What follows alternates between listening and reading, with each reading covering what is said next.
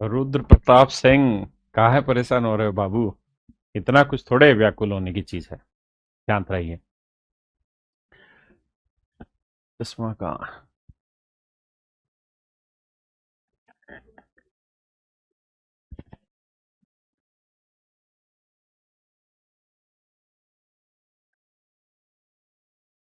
मेरे प्यारे बच्चों, आप सभी को नमस्कार।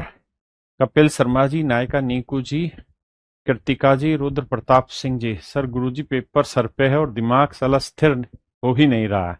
और बहुत जबरदस्त भाषा लिखे हो बाबू तुम।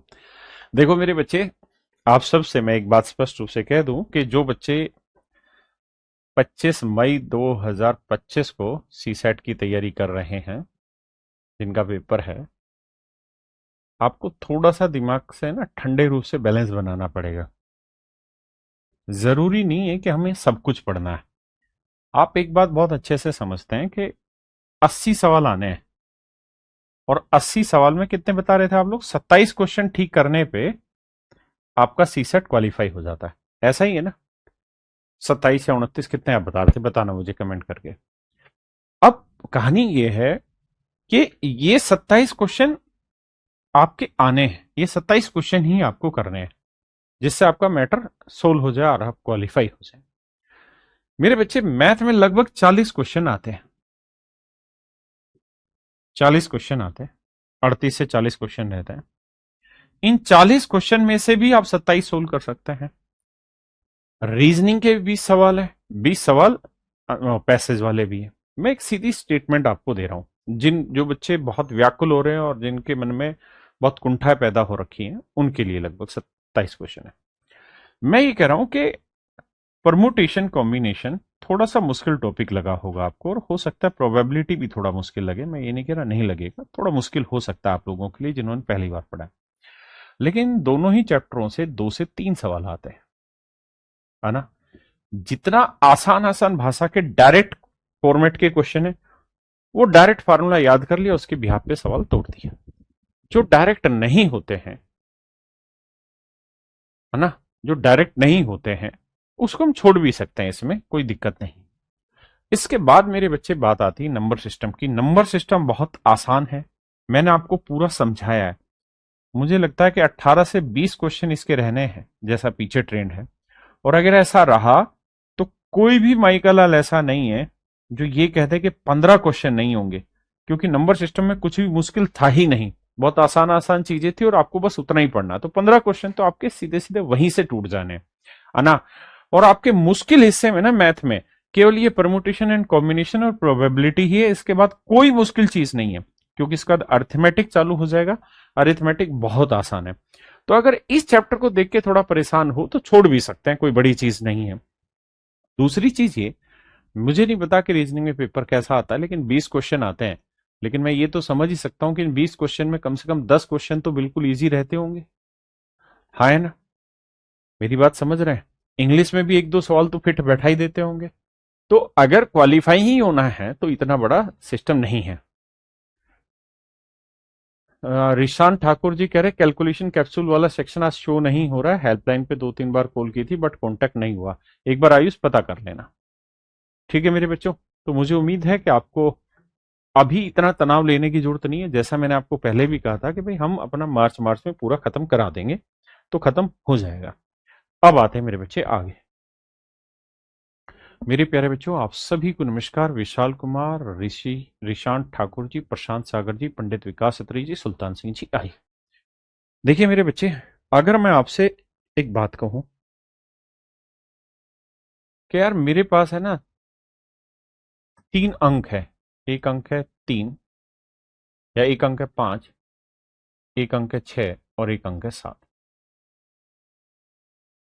अगर मैं आपसे सवाल में सिर्फ ये कहूं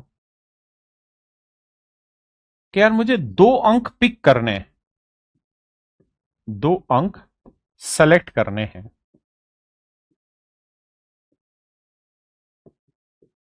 सेलेक्ट करने हैं या पिक करने हैं या चूज करने हैं, तो बताओ कितने तरीके से मैं चूज कर सकता हूं? सिलेक्ट करने, पिन करने, चूज करने, तो कितने तरीके से चूज कर सकता हूं? तो आपका जवाब होगा कि सर 2 डिजिट लेने, 2 अंक लेने, तो आप 5 6 ले सकते हैं, 5 7 ले सकते हैं, है ना, और 6 7 ले सकते हैं। भाई 2 ही डिजिट तो पिक करने हैं, तो 5 और 6 को ले सकते हैं, 5 और 7 को ले सकते हैं, 6 और 7 को ले सकते हैं। कितने तरीके हुए जी? 3 ही तरीके हुए, तो आंसर हुआ 3। अच्छा, मैं अगर आपको ये कह रहा हूं कि यार भाई 5 और 7 चुन सकते हैं, बिल्कुल ठीक है। तो अगर मैं ये कह दूं कि 7 और 5 को चुन सकते हैं, तो क्या सेम बात है, क्या अलग बात है? आप कहेंगे सेम ही बात है। अगर मैं कह रहा हूं यार इस क्लास में से मुझे 2 बच्चे चाहिए, ए और बी, है ना, तो मैं ये कह दूं कि बी और ए, तो भी एक ही बात, उसमें कुछ अलग नहीं है। ठीक है जी, पहली चीज। दूसरी बात, अगर मेरे दोस्तों इसी चीज से मैं आपसे सवाल में ये कह दूं कि यार बताओ 2 अंकों की कितनी संख्याएं बनाई जा सकती है जहां अंक रिपीट ना हो, इन 3 अंकों की मदद से 2 अंकों की कितनी संख्याएं बनाई जा सकती है जहां अंक रिपीट ना करते हो? तो आप कहेंगे जी देखो, इस डिजिट को भरने के 3 तरीके हैं, एक डिजिट यहां सेट हो जाएगा, तो इस डिजिट को भरने के 2 तरीके हैं, तो 3 दूनी 6, यानी इन अंकों का प्रयोग करके 6 संख्याएं बनाई जा सकती हैं। अगर मैं कहता कि डिजिट रिपीट कर सकते हो, तो इसे भी 3 तरीके से, इसे भी 3 तरीके से, 3 3 9 तरीके से संख्याएं बन सकती। ये 6 तरीके से संख्याएं कौन सी बन सकती है भाई? एक 5 6 हो सकती है ना, एक 5 7 हो सकती है, एक 6 7 हो सकती। तो ये 56 बोली जाएगी, 5 6 नहीं बोली जाएगी, 56 बोली जाएगी, 57 बोली जाएगी, 67 बोली जाएगी। 56 का उल्टा मेरे बच्चे 65 भी तो 2 अंकों की संख्या होगी, 57 का उल्टा 75 भी तो 2 अंकों की संख्या होगी, 67 का उल्टा 76 भी तो 2 अंकों की संख्या होगी। तो मेरे दोस्तों कहानी को ध्यान से समझना, मैं क्या कह रहा हूं। मैं ये कह रहा हूं ये भी 2 अंकों की संख्या है, ये भी 2 अंकों की संख्या है, आंसर आ गया 6। 65 और 56 अलग अलग बात है, ये दोनों अलग अलग बात करती हैं, ये दोनों अलग अलग बात करती हैं। अगर मैं ये कह रहा हूं कि यार ए और बी दोनों अगल बगल में बैठ जाओ, तो मैं बी और ए कर रहा हूं तब भी अगल बगल में, ए और बी कर रहा हूं तब भी अगल बगल में, हाँ है ना, मेरी बात समझ रहे हैं? तो मेरे बच्चे जहां पर भी अरेंजमेंट मैटर करता है, जहां अरेंजमेंट मैटर करता है,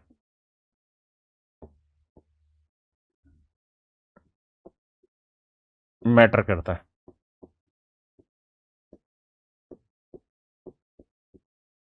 वहां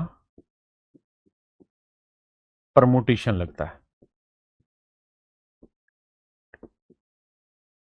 वहां परमुटेशन लगता है।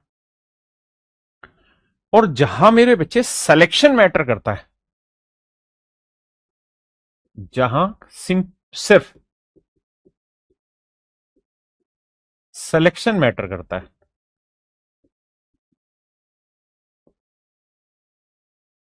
जहां सिर्फ सिलेक्शन मैटर करता है, जहां सिर्फ सिलेक्शन मैटर करता है, वहां मेरे बच्चे कॉम्बिनेशन होता है। कॉम्बिनेशन का मतलब जहां अरेंजमेंट मैटर नहीं करता हो, जहां अरेंजमेंट मैटर नहीं करता हो। हाँ जी, जैसे मान लीजिए एग्जाम्पल के तौर पर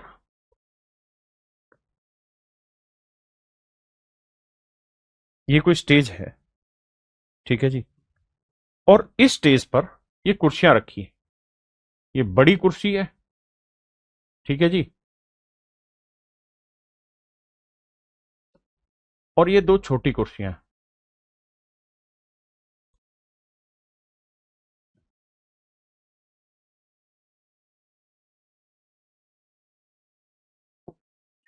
अब मैं आपको ये कहूं कि यार देश के प्राइम मिनिस्टर को और सीएम को, 2 स्टेट के सीएम है, एक CM1 है, एक CM2 है, इनको बैठाना है, तो आप कहेंगे कि देखो सर जो पीएम है उसको बड़ी ही कुर्सी पे बैठाना पड़ेगा, यानी यह अरेंजमेंट मैटर कर रहा है कि भैया बड़ी कुर्सी फिर छोटी कुर्सी, इस तरह से बैठाना पड़ेगा। लेकिन अगर मेरे दोस्तों मैं ये कहूं कि यार 2 मेंबर ऑफ पार्लियामेंट है या 2 आदमियों को बैठाना है, 2 बराबर पदवी के हैं, तो आप कहेंगे उसमें मैटर नहीं करता, किसी को किधर भी बैठा दो कोई फर्क नहीं पड़ता, सीक्वेंसिंग मैटर नहीं करती। लेकिन अगर किसी की ऊंची पदवी है तो उसे ऊंचा ही पद देना पड़ेगा। तो मेरे दोस्तों जहां जहां सिर्फ सिलेक्शन होगा वहां कॉम्बिनेशन होगा, और जहां सिलेक्शन के में ऑर्डर मैनेज करता होगा, अरेंजमेंट मैटर करती होगी, वहां मेरे बच्चे परमुटेशन होता है। मेरी बात समझ गए? देखिए यार, आपको याद होगा मैंने एक बात सिखाई थी कि जहां पे और या शब्द का इस्तेमाल होता है वहां प्रिंसिपल ऑफ एडिशन लगता है, वहां प्रिंसिपल ऑफ एडिशन लगता है। लेकिन जहां पे एंड, हिंदी में और, ये वाला लगता है, वहां मेरे बच्चे मल्टीप्लिकेशन लगता है।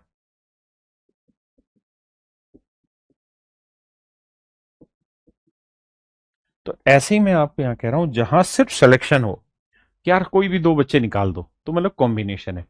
लेकिन अगर मैं कहूं कि यार कोई भी दो बच्चे निकाल दो जिनकी उम्र एक की बड़ी हो और एक की उससे छोटी उम्र हो, यानी वह मैटर डिसाइड करने लग गया। क्या? अरेंजमेंट का मैटर डिसाइड करने लग गया, वह मेरे बच्चे परमुटेशन है। अब मेरे दोस्तों कॉम्बिनेशन जो होता है, कॉम्बिनेशन निकालने का तरीका रहता है, कॉम्बिनेशन को हम ऐसे लिखते हैं एनसीआर। इस एनसीआर का मतलब होता है कि एन चीजों में से आर चीजें सेलेक्ट करनी है, एन चीजों में से आर चीजें सेलेक्ट करनी है, लेकिन यहां पे अरेंजमेंट मैटर नहीं करेगा। इसी बात को हम ऐसे भी लिख सकते हैं। अच्छा, इसी को और एक तरीका है, एन ऊपर और आर नीचे, ऐसे भी लिखा जा सकता है। तो ये सारे ही कॉम्बिनेशन को रिप्रेजेंट करते हैं। तो एनसीआर का फॉर्मूला रहता है मेरे बच्चे एन फैक्टोरियल अपॉन में n minus r into r factorial. जबकि परमुटेशन का जो फॉर्मूला रहता है एनपीआर, वो रहता है एन फैक्टोरियल अपॉन में n minus r factorial into r factorial. ये रहता है मेरे बच्चे परमुटेशन का, और ऊपर वाला रहता है कॉम्बिनेशन का। हाँ जी, मेरी बात समझ पाए? आइए दोस्त, अब सवालों के थ्रू आते हैं। पहले इसे सोल्व करते हैं। 10C8 के वैल्यू बताइए। तो फार्मूला होगा एनसीआर का n factorial upon r factorial लिख लो, इंटू में n minus r factorial, 10 factorial, r यानी 8 फैक्टोरियल, एन माइनस आर यानी 10 में से 8 गया 2 फैक्टोरियल। 10 फैक्टोरियल को लिखेंगे 10 गुना 9 गुना आर, यहाँ 8 फैक्टोरियल इंटू 2 फैक्टोरियल। 2 फैक्टोरियल का मतलब मेरे बच्चे 2, इससे कटा 2 से काटा 5, 5 नहीं 45। ऑप्शन सी मेरा राइट आंसर।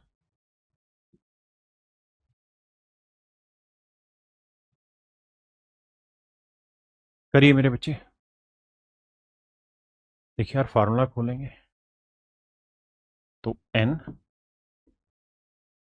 सी आर फैक्ट का फार्मूला रहता है n factorial n minus r factorial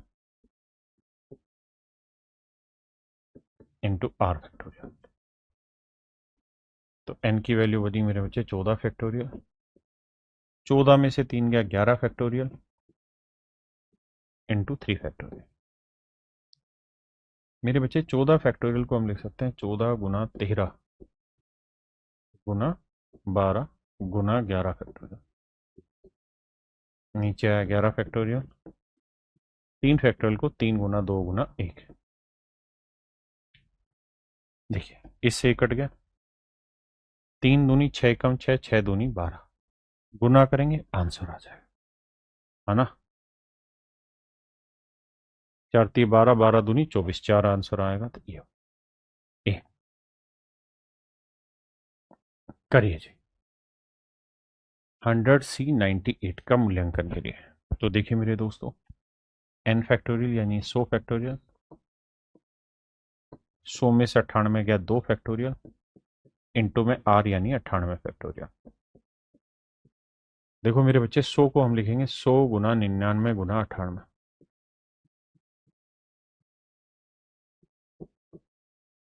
2 factorial का मतलब 2 और 98 फैक्टोरियल का मतलब 98 फैक्टोरियल। 2 से काटा 50, तो मेरे बच्चे मेरा ये आंसर। क्लियर है यार? एक भाई पूछ रहा है कि सर जो क्लास में आप क्वेश्चन करा रहे हैं क्या ये काफी है यूपीएससी के लिए? जी बिल्कुल, 500% काफी है। बल्कि इनमें भी आप कुछ जगह छोड़ भी सकते हैं जो आपके पल्ले नहीं पड़ रहा हो। देखिए, अगर मेरे बच्चे एनसीआर की जगह एनसीएन हो तो इसे सोल्व कैसे करेंगे? तो आप कहेंगे सर एन फैक्टोरियल अपोन में एन माइनस आर, तो आर की जगह एन है तो एन माइनस एन यानी 0 फैक्टोरियल, इंटू में आर यानी एन फैक्टोरियल। ऐसे ही मेरे दोस्त अगर इसको आप सोल्व करेंगे तो एन फैक्टोरियल, एन में से 0 घटाएंगे तो एन फैक्टोरियल ही बचा, और इंटू में 0 फैक्टोरियल। अब शायद आप ये बात जानते हैं कि 0 फैक्टोरियल का मतलब 1 होता है, तो इसका मतलब 1 है, इसका मतलब मेरे बच्चे 1 है। सोल्व करेंगे तो इससे 1 कट जाएगा, यानी ये बराबर आ गया। कहने का मतलब दोनों चीजें बराबर आ रही, यानी जो ये होगा वही वैल्यू ये रहेगा। तो मैं आपको समझाना क्या चाह रहा हूं यहाँ पे, मैं आपको ये कहना चाह रहा हूं जैसे परमुटेशन में एन होता था तो इसका मतलब रहता था मेरे बच्चे एन फैक्टोरियल परमुटेशन में। लेकिन वहीं पे अगर ये बात कॉम्बिनेशन में हो तो एनसीएन जो रहता है या एनसी 0, इसकी वैल्यू मेरे बच्चे 1 रहती है, इसकी वैल्यू मेरे दोस्तों 1 रहती है। हाँ जी, करिए जरा इस सवाल को।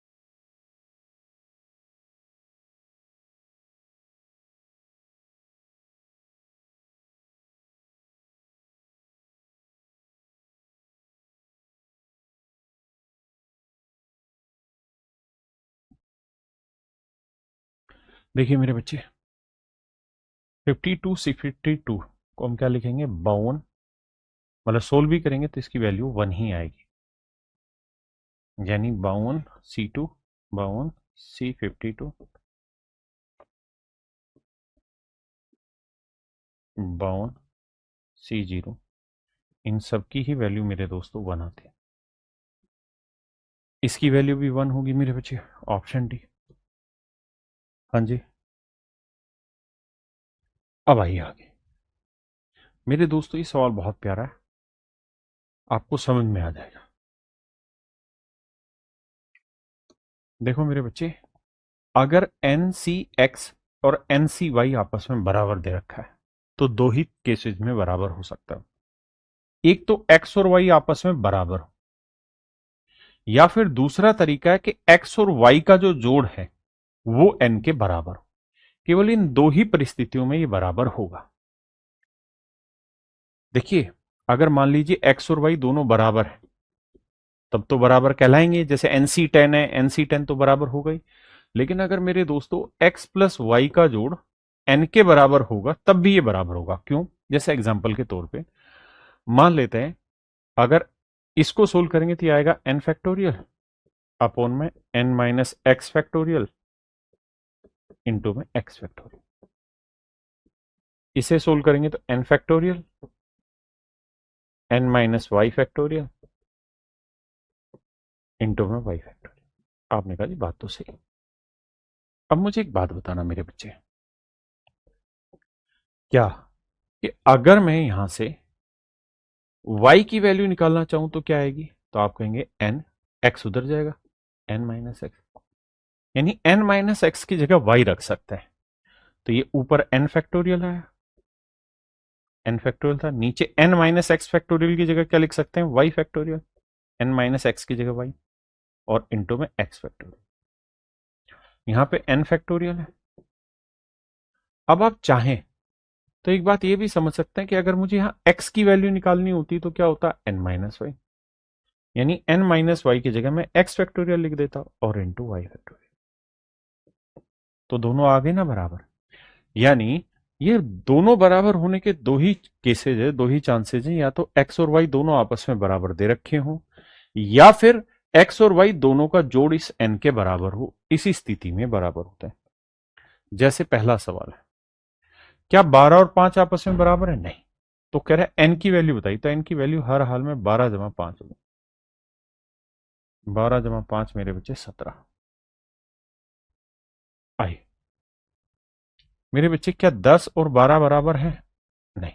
तो n की जो वैल्यू होगी वो हर हाल में 10 जमा 12, माफ करिए, यानी n की जो वैल्यू होगी वो 22 होगी। अब हमसे सवाल में पूछा 23 CN, 23 C, n की वैल्यू क्या है जी? 22। तो इसे मेरे बच्चे हम लिख सकते हैं 23 फैक्टोरियल, 23 में से 22 गया 1 फैक्टोरियल, इंटू में 22 फैक्टोरियल। ऊपर 23 फैक्टोरियल है, 23 को हम लिख सकते हैं 23 गुना 22 गुना 22 फैक्टोरियल। इससे ये कट गया तो आंसर आया मेरे बच्चे 23। ऑप्शन ए मेरा राइट आंसर। आइए जी मेरे बच्चे, 8 और 6 तो बराबर है नहीं, तो हर हाल में n की जो वैल्यू होगी वो 8 जमा 6 होगी। उत्तर आएगा 14। अब पूछा है NC2, यानी 14C2 पूछा हुआ है, तो फार्मूला लगाएंगे 14 फैक्टोरियल, 14 में से 2 गया 12 फैक्टोरियल, इंटू 2 फैक्टोरियल। तो 14 फैक्टोरियल मतलब 14 गुना 13 गुना 12, नीचे 12 फैक्टोरियल, 2 फैक्टोरियल का मतलब 2। तो 12 फैक्टोरियल से 12 फैक्टोरियल, 2 से काटा 7, 2 7 14, 13 7 91। तो मेरे बच्चे ऑप्शन डी मेरा राइट आंसर। अब आते हैं आगे। आपने एक चीज तो नोटिस की होगी, क्या कि एनसीआर का जो फॉर्मूला रहता है वो रहता है एन फैक्टोरियल अपॉन में n minus r factorial, into में एक्स्ट्रा रहता है आर फैक्टोरियल। हाँ जी।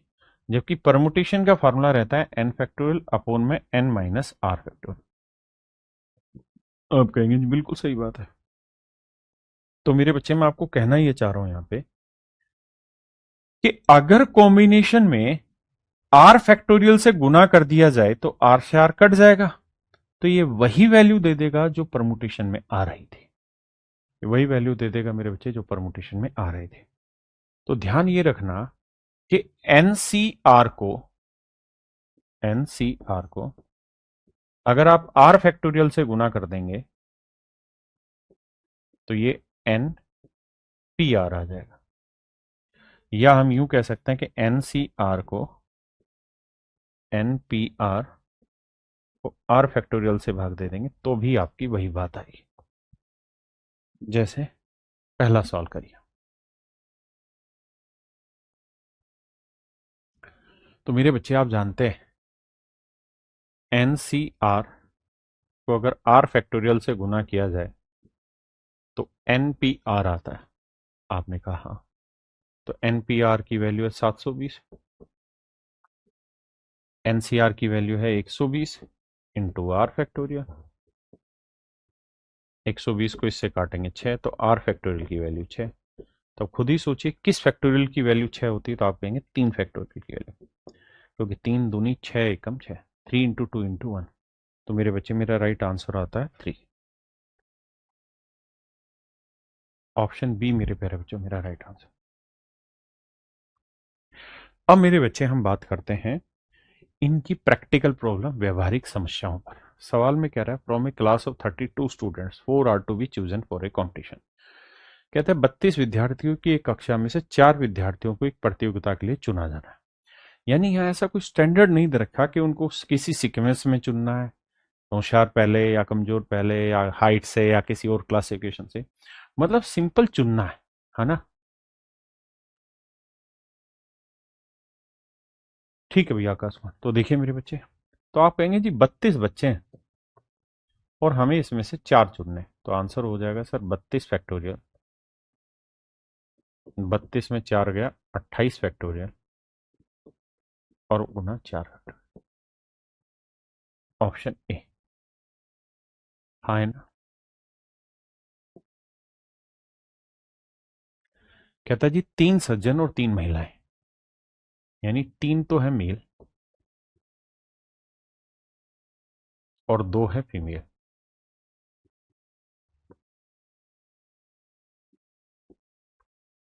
मतलब कुल मिला के कहने का ये है कि 5 लोग हैं हमारे पास। ये 5 लोग 2 पोस्टों के लिए इलेक्शन लड़ रहे हैं, या जॉब के लिए आए हैं, किसी भी तरह समझ सकते हैं। 5 आदमी है हमारे पास, मतलब 5 मेंबर हैं और इनमें से 2 सेलेक्ट करने हैं, है ना।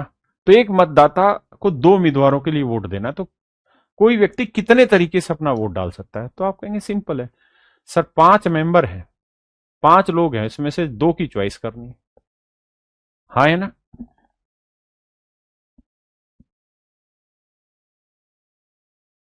ओ सॉरी, ये 2 फीमेल नहीं 3 महिलाएं, माफी चाहता हूँ भाई। 3 महिलाएं हैं तो 6 लोग हैं, तो 6 में से 2 को चुनना है। 6 में से 2 को चुनना है, माफी चाहता हूँ। 6, 6 में से 2 को चुनना है। तो आंसर हो जाएगा 6 factorial n minus r, n 6 में 2 गया 4 फैक्टोरियल इंटू 2 फैक्टोरियल। तो मेरे बच्चे ऑप्शन डी मेरा राइट आंसर है। हाँ जी। 4 मैन नहीं है भाई, 3 जेंटलमैन है 3 लेडीज है। 6। आइए।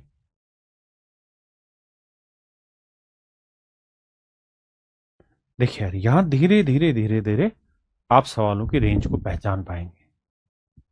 सवाल में कह रहा है कि भाई in how many ways can a cricket 11 be chosen out of a batch of 15 players. कह रहा है 15 खिलाड़ियों के एक बैच में से क्रिकेट 11 का चयन कितने तरीके से किया जा सकता है। पहले में कि there is no restrictions on the selection, जब सिलेक्शन पे कोई रिस्ट्रिक्शन नहीं है, तो कोई पाबंदी नहीं है, तो भाई 15 खिलाड़ी है अपने पास, 15 में से आप कोई भी 11 चुन सकते हैं। तो ये मेरे बच्चे मेरा आंसर आ गया, सोल्व करने की जरूरत नहीं है, आप खुद कर लेंगे, मेरा काम समझाने का। 15 में 11 गया, 11 गया 4 फैक्टोरियल, 15 में इंटू 11 फैक्टोरियल, सोल्व करेंगे, आपका आंसर आ जाए। ठीक है जी। किसी भाई को दिक्कत? जी। एमडी सरी की क्लास को देखना, क्या प्रॉब्लम आईडी से। सेकंड पूछ रहा है a particular player is always chosen, हमेशा एक विशेष खिलाड़ी चुना जाना है। भाई 15 खिलाड़ी हैं, 15 में एक खिलाड़ी का नाम है रोहित शर्मा। रोहित शर्मा, तो ये मान लो हर बार चुना जाएगा, बहुत तगड़ा परफॉर्मर है ना, इसको चुना जाना है हमेशा। तो 11 खिलाड़ियों की टीम चुनने में अब क्या तरीका होगा, तो आप कहेंगे 15 में से एक खिलाड़ी तो सेट है पहले से, तो अब बचे 14 खिलाड़ी, और अब हमें चुनने भी 10 है, क्योंकि 11 खिलाड़ियों की टीम में एक खिलाड़ी तो रोहित शर्मा पहले से सेट होगा, है ना। तो मेरे बच्चे फिर मेरा आंसर आएगा 10। ठीक है जी। किसी भाई को दिक्कत है? मेरी क्लास पीएनसी नहीं ले पाया था, अब उनकी पीडीएफ नहीं खुल रही है सर, मैं दिखवाता हूँ। प्रलब की आईडी देखना, आकाश क्या दिक्कत है? क्लियर है मेरे बच्चों, यहाँ तक की बात? किसी भाई को कोई दिक्कत है? नहीं, सोल्व कर लेना, आंसर आ जाएगा। मतलब समझदारी का काम है। 14 फैक्टोरियल, 14 में 10 गया 4 फैक्टोरियल गुना 10 फैक्टोरियल।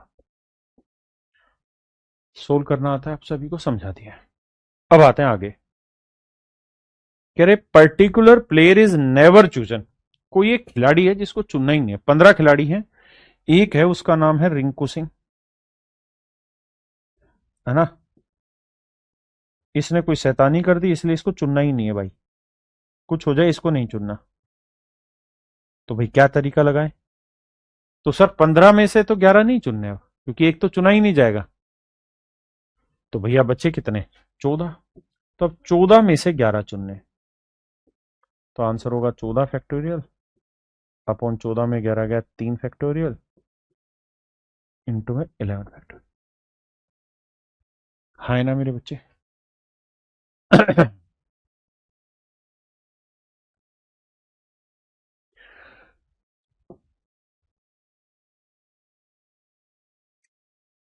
तीनों बात समझ गए, कोई दिक्कत नहीं है।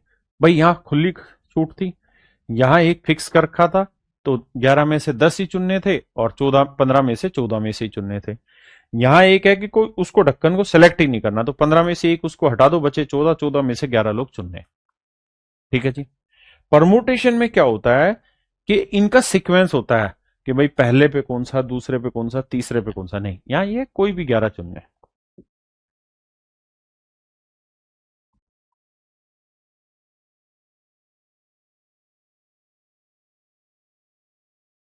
थैंक यू भाई। आयुष्मान जी कह रहे हैं सर मैं फर्स्ट टाइम आपसे पढ़ रहा हूँ, सच में जितना अच्छा आप समझाते हैं मजा आ गया। थैंक यू मेरे भाई। मोहम्मद सारिक जी, जी करा रहा हूँ चेक। प्रियतम भाई, कौन कौन सी में कंफ्यूज हो?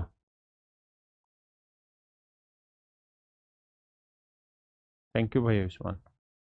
देखिए मेरे बच्चे, कहता है एक प्रश्न पत्र में दो भाग है, भाग ए और भाग बी। भाग ए और भाग बी। कहता है भाग ए में 10 सवाल है और भाग बी में भी 10 ही क्वेश्चन है।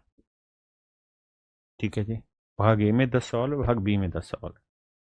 यदि किसी छात्र को भाग ए से 8 और भाग बी से 5% चुनने हैं, भाग ए से 8 क्वेश्चन सोल्व करने हैं और भाग बी से 5 क्वेश्चन सोल्व करने हैं। देखिए मैंने आपको बताया था, जहां और नजर आए या नजर आए वहां हमेशा जोड़ना है, लेकिन जहां एंड नजर आए और हिंदी वाला और नजर आए वहां हमेशा इनटू करना है ना। तो हम कहेंगे कि देखो सर 10 क्वेश्चन थे, 10 में से 8 कोई भी चूज कर सकते हैं। अब एंड वर्ड यूज हो रखा है तो इनटू, यहां 10 क्वेश्चन थे, 10 में से कोई भी 5 क्वेश्चन आपने सेलेक्ट करना है। इसे सोल्व करेंगे तो 10 फैक्टोरियल, 10 में 8 गया 2 फैक्टोरियल गुना 8 फैक्टोरियल, 10 फैक्टोरियल, 5 फैक्टोरियल, 10 में 5 गया 5 इंटू 5 फैक्टोरियल। अब मेरे बच्चे इन्हें सोल्व करेंगे और सोल्व करके हम अपना आंसर ले आएंगे। सोल्व करने में कुछ नहीं है। ठीक है कपिल शर्मा जी।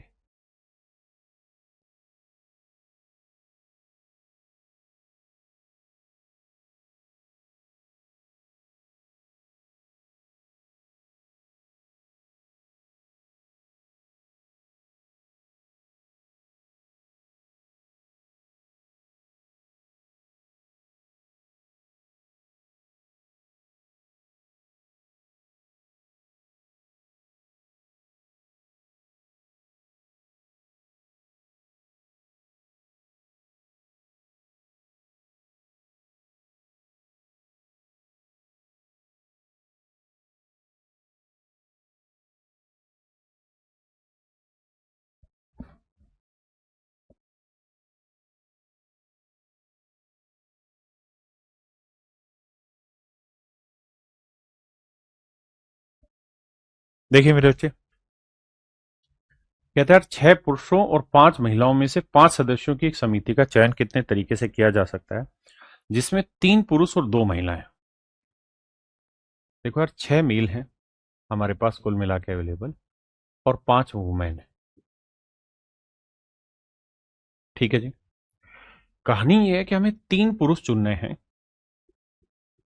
और 2 वुमेन चुननी है। कहानी दूसरी ये भी ध्यान रखना कि यहाँ एंड वर्ड का यूज हो रखा है। एंड का मतलब मल्टीप्लिकेशन, हिंदी वाला और। तो खैर कितने तरीके हो सकते हैं, तो हम कहेंगे सर 6 में से 3 चूज करने, 5 में से 2 चूज करना है, सिंपल। आंसर लिखेंगे 6 फैक्टोरियल, 6 में 3 गया 3 फैक्टोरियल गुना 3 फैक्टोरियल, 5 फैक्टोरियल, 5 में 2 गया 5 में 2 गया 3 फैक्टोरियल और 2 फैक्टोरियल। अब इसे सोल्व करते हैं। देखो यार 6 को हम लिख लेते हैं क्या,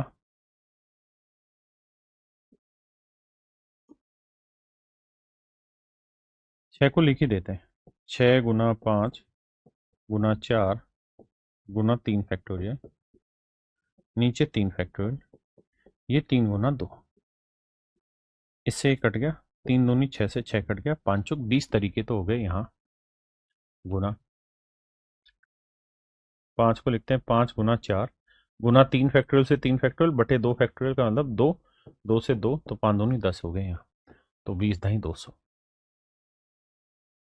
तो आंसर आएगा मेरे बच्चे 200। अगर यहीं पे वो कहता है ना 3 पुरुष या 2 महिलाओं का चयन करना, तो फिर हम यहां ऐड करते हैं।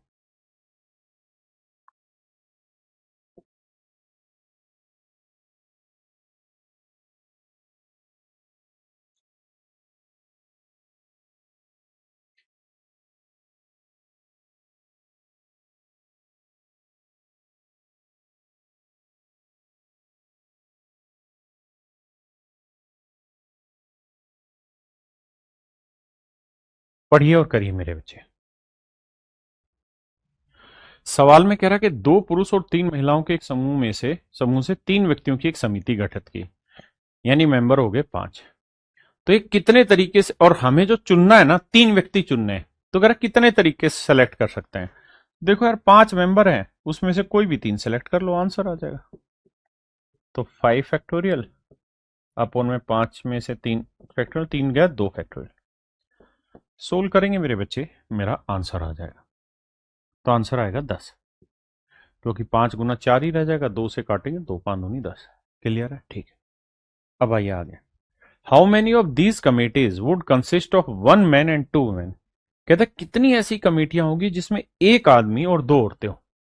तो भैया ये बताना, एक आदमी चूज करना है, तो आदमी है कितने? 2, तो 2 में से एक चूज करना है, एंड वर्ड यूज हो रखा है, और 3 औरतें हैं, उसमें से 2 औरतें लेनी है। तो इतने तरीके से होगा भाई, इन्हें सोल्व करेंगे, जो भी उत्तर आएगा गुना करेंगे, बात ही खत्म। किसी भाई को यहां तक कोई दिक्कत हो तो बताना। थैंक यू भाई विशाल राज जी। आइए, ये मेरे बच्चे सवाल है आपका सी सेट 2015 पेपर सेट। बताइए।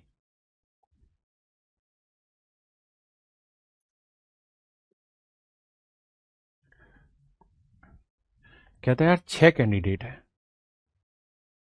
बड़े ध्यान से समझना पहले मेरी बात।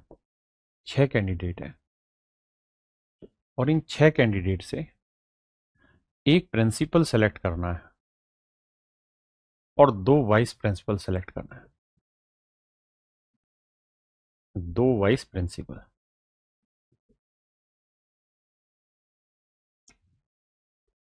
इन 6 कैंडिडेट में से 6 उम्मीदवारों में से एक प्रिंसिपल और 2 वाइस प्रिंसिपल चूज करने हैं इंटरव्यू के लिए। Only 2 are eligible for the post of principal. कहता प्रिंसिपल की पोस्ट के लिए 2 ही एलिजिबल, बस यहां से ध्यान से समझना।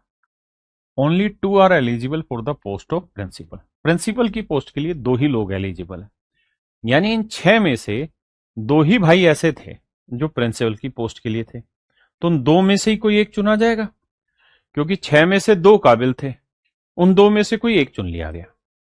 तो 6 में से एक तो चुना गया, तो बचे कितने? अब 5।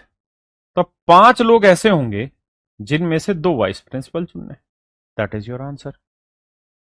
देखो यार 2 फैक्टोरियल, 2 में से गया 1 फैक्टोरियल गुना 1 फैक्टोरियल, तो ये आया 2।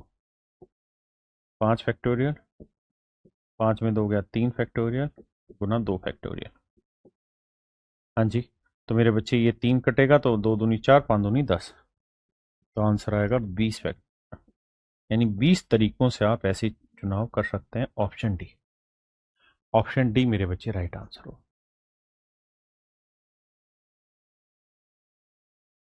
जी कृष्ण रजक जी, ध्यान रखूंगा भाई। देखिए यार ये ताश के पत्तों की कहानियां हैं। पहले इससे पहले मैं ताश के पत्ते समझा देता हूं यार। कुल मिला के 52 पत्ते होते हैं मेरे भाई, और जो 52 पत्ते होते हैं उसमें होता क्या है कि 4 रंग के ना 2 रंग के पत्ते होते हैं। एक लाल रंग होता है, लाल रंग में हार्ट और डायमंड होती है, और काले रंग में होती हैं चिड़ी और हुक्म, चिड़ी और हुक्म। तो मेरे बच्चे जिन्होंने पत्ते खेले होंगे वो जानते होंगे, पत्ते 4 तरीके के 4 हिस्सों में बढ़ते हैं, हुक्म के, स्पीड के, हार्ट के, पान के, क्लब के, चिड़ी के और डायमंड के, ईंट के। तो इन 4 तरीकों से मेरे बच्चे पत्ते बांटे जाते हैं। आपने कहा सर ठीक बात है। अब अगर इन 4 तरीकों से पत्ते बांटे जाते हैं तो ध्यान ये रखना कि 2 कलर होते हैं। ब्लैक कलर में होती है चिड़ी और हुक्म, स्पेड एंड क्लब, और रेड कलर में रहता है हार्ट एंड डायमंड। ठीक है जी। 52 पत्ते होते हैं। रेड कार्ड के 26 पत्ते होते हैं, ब्लैक कार्ड के भी 26 पत्ते होते हैं। जो ये 26 पत्ते होते हैं इसमें 13 पत्ते पान के, हार्ट के, और 13 ही पत्ते ईंट के होते हैं। ऐसे ही जो ब्लैक कार्ड रहता है इसमें 13 पत्ते हुक्म के होते हैं और 13 ही पत्ते चिड़ी के होते हैं। अगली बात, जो 13 पत्ते होते हैं हुक्म के, 13 पत्ते ईंट के, 13 पत्ते हार्ट के, 13 पत्ते क्लब के, यानी ईंट, पान, हुक्म, चिड़ी के 13-13 पत्ते होते हैं, कुल मिला के 52 पत्ते होते हैं। इनमें कुछ पत्ते ऐसे होते हैं जिन्हें हम फेस कार्ड कहते हैं। मेरे दोस्त ये वाले जो रहते हैं इन्हें हम फेस कार्ड कहते हैं। तो फेस कार्ड क्या क्या होते हैं? जैक, क्वीन, किंग, गुलाम, बेगम, बादशाह, है ना। तो चिड़ी के भी 3 फेस कार्ड होते हैं, पान के भी 3 फेस कार्ड होते हैं, हुक्म के भी 3 फेस कार्ड होते हैं, और ईंट के भी 3 फेस कार्ड होते हैं। स्पेड के भी 3 फेस कार्ड होते हैं, हार्ट के भी 3 फेस कार्ड होते हैं, और ये क्या था जो भी बोलते हैं इसको यार, हुक्म को इंग्लिश में क्या कहते हैं? स्पीड था, अच्छा वो क्लब था। तो क्लब के मेरे बच्चे 3 फेस कार्ड होते हैं, हार्ट के 3 होते हैं, स्पीड के 3 होते हैं, और मेरे बच्चे डायमंड के भी 3 फेस कार्ड होते हैं। तो गुलाम, बेगम, बादशाह, तो कुल मिला के 12 फेस कार्ड होते हैं। कुल मिला के कितने फेस कार्ड होते हैं मेरे दोस्त? 12 फेस कार्ड रहते हैं। हर एक के हर यानी 13, पान के 4 ना, पान के 3, गुलाम, बेगम, बादशाह, गुलाम, बेगम, बादशाह, गुलाम, बेगम, बादशाह। तो 4 राजा होते हैं, 4 रानियां होती है, और 4 ही गुलाम होते हैं। मेरे बच्चे 4 इक्के होते हैं। 4 क्या रहते हैं? इक्के होते हैं। इक्के को हम ईस कहते हैं। और बाकी फिर सारे के सारे नंबर के कार्ड होते हैं, है ना। प्रत्येक प्रकार से पता इक्का, बादशाह, ये बेगम वेगम ये रहता है। तो कुल मिला के कहानी ये है कि 12 तो होते हैं फेस कार्ड और 40 होते हैं नॉन फेस कार्ड, है ना। और इन नॉन फेस कार्ड में से 4 इक्के हटा दें तो मेरे बच्चे 36 पत्ते होते हैं जिन पे नंबर रहता है, और 4 पत्ते ऐसे रहते हैं जिसके ऊपर ए लिखा रहता है, इक्का। ठीक है जी। ये बेसिक जानकारियां थी। ये वाला इक्का था। जिन पे नंबर नहीं लिखा रहता, ए लिखा रहता है। इन पे भी नंबर नहीं लिखा रहता, जे, क्यू, के होता है। और इन पे कुछ मूर्त बनी रहती है और इन पे नंबर लिखे रहते हैं।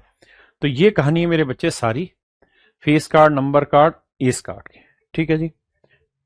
आपने पत्ते खेले होंगे तो समझ जाएंगे। इसी पे थोड़ी और बेसिक जानकारी समझ लेते हैं। टोटल मेरे बच्चे 52 पत्ते होते हैं। 26 लाल रंग के होते हैं, 26 काले रंग के। 13 पान के होते हैं, 13 ईंट के होते हैं, 13 हुक्म के होते हैं, 13 ही चिड़ी के होते हैं। अगला, लाल रंग के 2 राजा होते हैं, है ना। लाल रंग के 2 राजा होते हैं और 2 काले रंग के राजा होते हैं। ऐसे ही जो गुलाम होते हैं वो 2 लाल होते हैं, 2 काले होते हैं। जो इक्का होते हैं वो भी 2 लाल होते हैं इक्के, और 2 काले इक्के होते हैं। जो रानियां होती हैं वो भी 2 लाल होती हैं और 2 काली होती हैं। अब आते हैं इनके सवालों पर। ये सवाल पढ़ लेते हैं। अभी तक पेपर में इनसे पूछा नहीं गया लेकिन पूछ सकता है आपसे। कह रहा है कि what is the number of ways of choosing 4 cards from A pack of 52 playing cards. कहता है 52 ताश के पत्तों में से 4 पत्ते चुनने, तो क्या तरीके हो सकते हैं? तो बड़ा ही सिंपल है यार, 52 में से 4 पत्ते चूज करने, 52C4। सोल्व मत करिए, बस तरीका सीख लीजिए, सोल्व करना आपको आता है। जी विशाल कुमार जी देख रहे हैं? नहीं विशाल कुमार जी, आइए आइए। In how many of these 4 cards are of the same suit. कहते हैं इन 4 कार्डों में से कितने एक ही सूट के होंगे? कितने एक ही सूट के होंगे? सूट का मतलब हुआ मेरे बच्चे ये वाला, इनको सूट कहते हैं। डायमंड के, क्लब के, हार्ट के, और स्पेक्स, ये 4 सूट्स होते हैं। ये 4 मेरे बच्चे सूट्स होते हैं। तो आपका सवाल था यहां पे ये रहा। तो दूसरा सवाल एक बार देख के बताइए।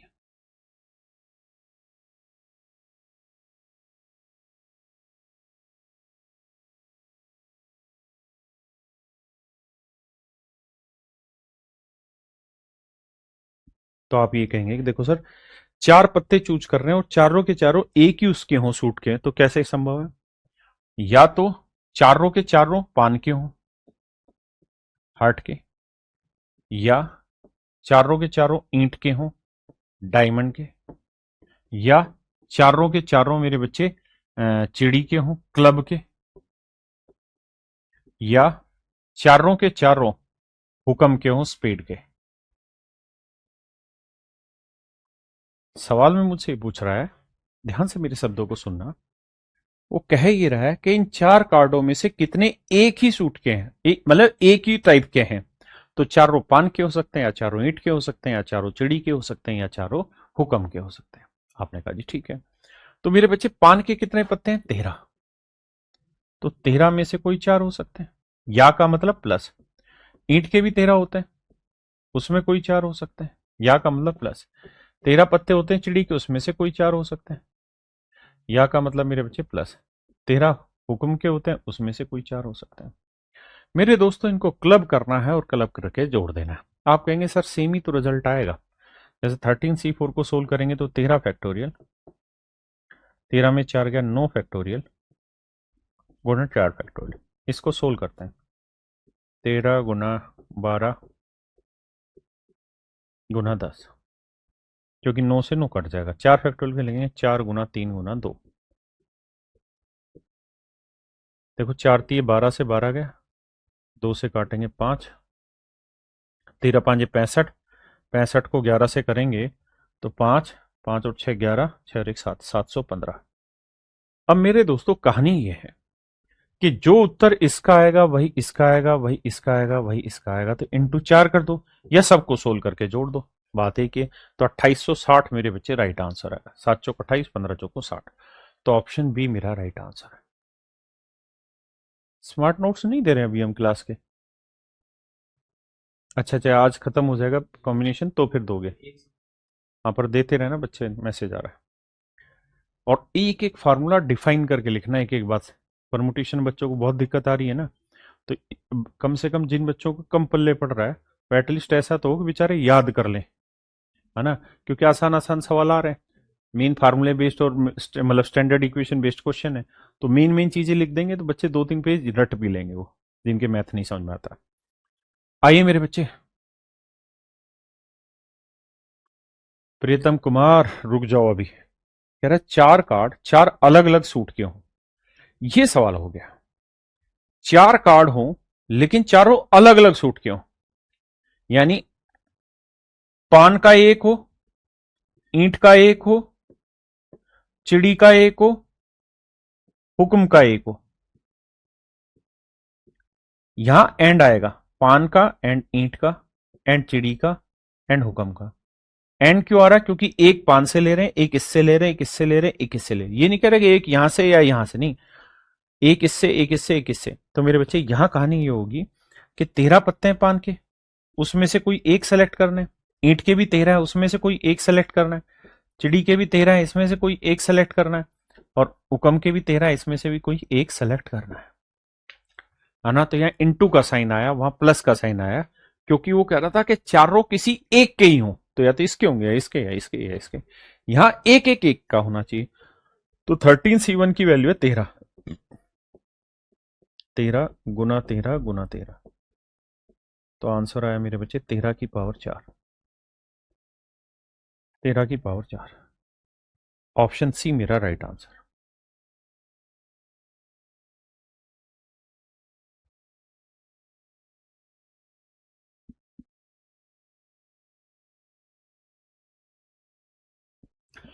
अब मेरे बच्चे सवाल में कह रहा है कि भाई 4 कार्ड सेलेक्ट करने हैं, लेकिन चारों के चारों फेस कार्ड हो। इस बात की कितनी मतलब तरीके हो सकते हैं? तो आप कहेंगे सर देखो आपने बताया था फेस कार्ड होते हैं 12, तो 12 में से कोई आप 4 चुनना चाहते हैं तो 12C4 आंसर हो जाएगा। अगला करिए। सवाल में कह रहा है कि भाई 2 तो लाल कार्ड हो एंड 2 कार्ड उसमें काले हो। तो हम कहेंगे भाई रंगों में बांटेंगे तो 26 लाल होते हैं, तो 26 में से 2 चुन लो। और 26 ही काले होते हैं, तो काले में से 2 चुन लो। तो ये आंसर आ गया, है ना? यानी ऑप्शन ए।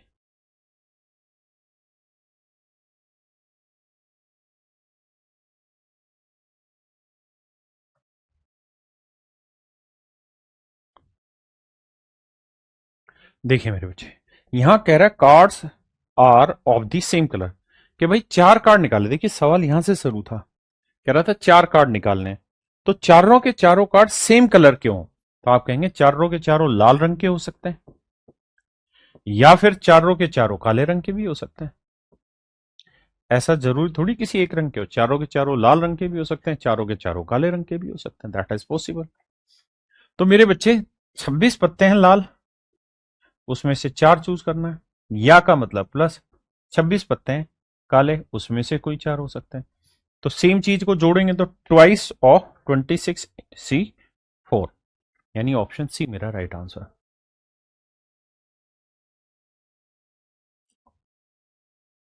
ये मेरे बच्चे कुछ कहानियां थी जो मैंने आपको समझाई क्या क्या किसमें होता है। ये आपका सी सेट का क्वेश्चन है भाई, 2022 का सबसे लेटेस्ट।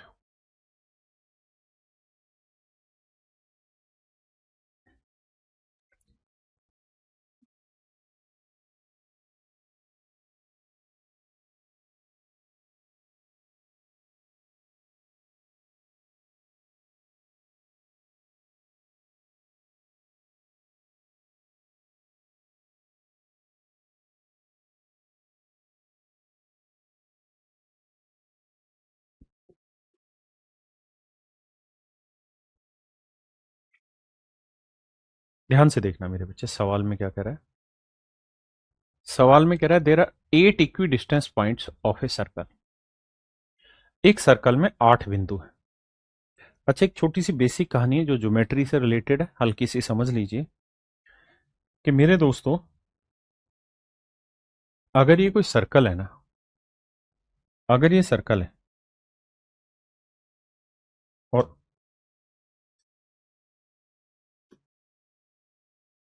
ये सर्कल का डायमीटर है, ये सर्कल का मेरे बच्चों डायमीटर है,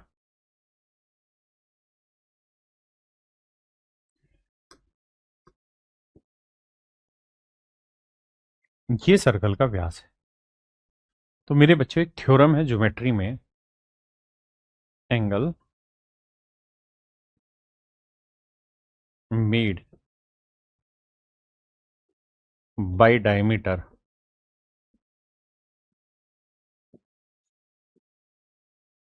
on circle always form 90 degree. Hindi में कहते हैं व्यास या अर्धवर्त माफ करना, व्यास से, हिंदी में इसी को अर्धवर्त भी बोल देते हैं, क्योंकि व्यास जो होता है वो सर्कल को 2 हिस्सों में बांटता है। व्यास या अर्धवर्त से बना कोण समकोण होता है, बना कोण समकोण होता है, बना कोण समकोण होता है, बना कोण समकोण होता है। देखिए मेरे बच्चे ध्यान से, मैं क्या कह रहा हूं, मैं आपको ये कह रहा हूं कि यहां से ना डायमीटर की मदद से, मैं ये डायमीटर, इस डायमीटर की मदद से ना मैं कोई भी कोण बनाऊंगा ना मेरे भाई, यहां कहीं पे भी एंगल बनाऊंगा, ये सारे एंगल 90 डिग्री बनेंगे। ये कोण भी मेरे बच्चे 90 डिग्री का बनेगा, जो पेन पकड़ा हुआ है यहां पे, ये भी 90 का बनेगा, ये भी 90 का बनेगा, ये भी सारे 90 डिग्री के बनेंगे। ध्यान देना, डायमीटर से सर्कल पे जितने भी एंगल बनाओगे ना, ये सारे ही 90 डिग्री बनते जाएंगे, ये सारे ही मेरे दोस्त 90 डिग्री बनते चले जाएंगे, ये सारे ही कोण मेरे बच्चे 90 डिग्री बनते चले जाएंगे।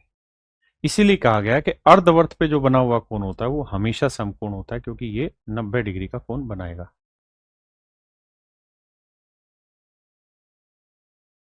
ये 90 डिग्री का कोण बनाता है, ये वाला कोण हमेशा ही 90 डिग्री का होता है, ठीक है। अर्धवर्त में बना हुआ कोण समकोण होता है। अब ये जो सवाल आपसे पूछा हुआ है 2022 में, इसमें हल्का सा यूज किया गया है। कहता है एक सर्कल है और सर्कल पे 8 बिंदु हैं और आठों के आठों इक्वल डिस्टेंस पे, आठों के आठों पॉइंट इक्वल डिस्टेंस पे, आठों के आठों भी पॉइंट इक्वल डिस्टेंस पे। लेट से एक बिंदु यहां है,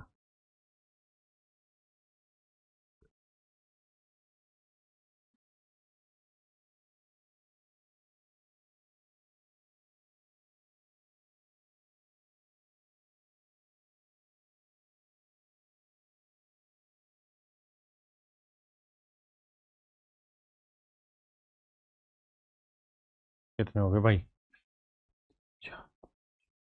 8 बिंदु हो गए मेरे बच्चे, है ना? ये 8 बिंदु हो गए, आठों के आठों बराबर दूरी पर, आठों के आठों मेरे बच्चे बराबर दूरी पर। इसी वृत्त पर एक समान दूरी वाले 8 बिंदु हैं। इन बिंदुओं को शीर्ष और व्यास को एक भुजा लेकर कितने समकोण त्रिभुज बनाए जा सकते हैं? कहता है इन बिंदुओं को तो ले लें सर्कल का डायमीटर, यानी जब इनको मिलाओगे तो ये बनेगा सर्कल का डायमीटर, ये बनेगा सर्कल का डायमीटर। ठीक है जी, ये तो बन गया सर सर्कल का डायमीटर। अब कहता है इसे डायमीटर लेते हुए कितनी राइट एंगल ट्रायंगल बन सकती, कितनी राइट एंगल ट्रायंगल बन सकती है? सबसे पहले तो ये बताओ कि कितने डायमीटर बना सकते हो आप।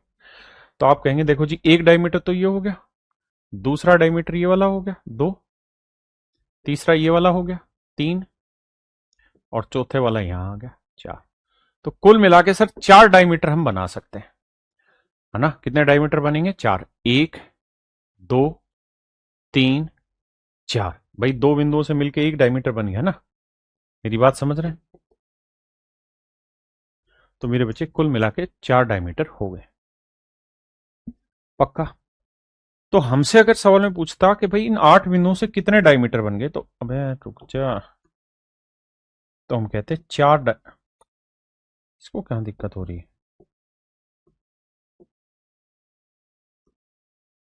ये क्यों नाराज हो रहा है? तो मेरे बच्चे 4 डायमीटर हो गए, 4 डायमीटर हो गए, 4 व्यास हो गए। आपने कहा जी ठीक है। अब मेरे दोस्तों, मैं आपसे सिंपल एक स्टेटमेंट पूछना चाह रहा हूं, यार इसे डायमीटर लेके कितनी राइट एंगल ट्रायंगल बना सकते हैं? बड़े ध्यान से सीखना। आप कहेंगे एक राइट एंगल तो ये वाली हो गई इस बिंदु पे, ठीक है जी, दूसरी यहां हो गई 2, तीसरी यहां हो गई 3, चौथी यहां बन गई 4, पांचवी यहां बन गई 5, छठी यहां बन गई 6।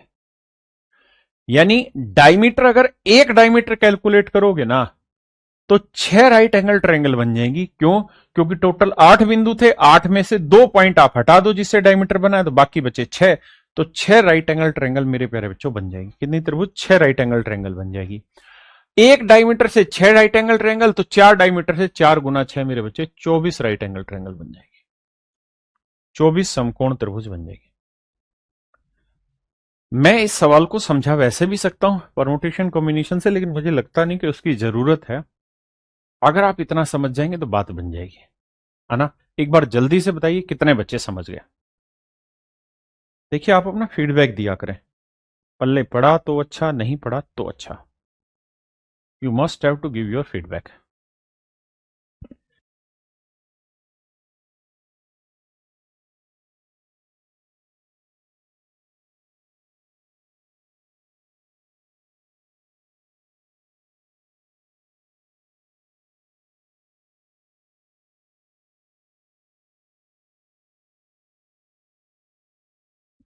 देखिए दोस्त, दूसरा तरीका यह है,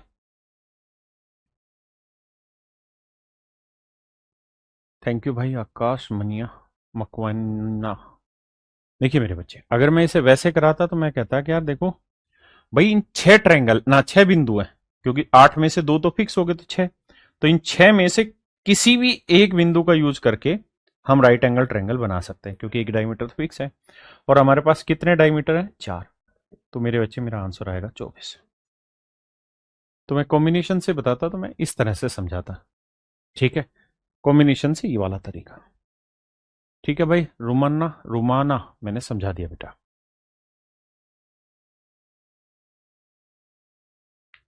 देखिए मेरे बच्चे, सवाल में कह रहा है 10 बैट्समैन,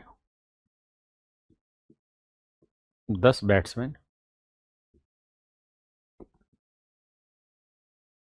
8 बॉलर,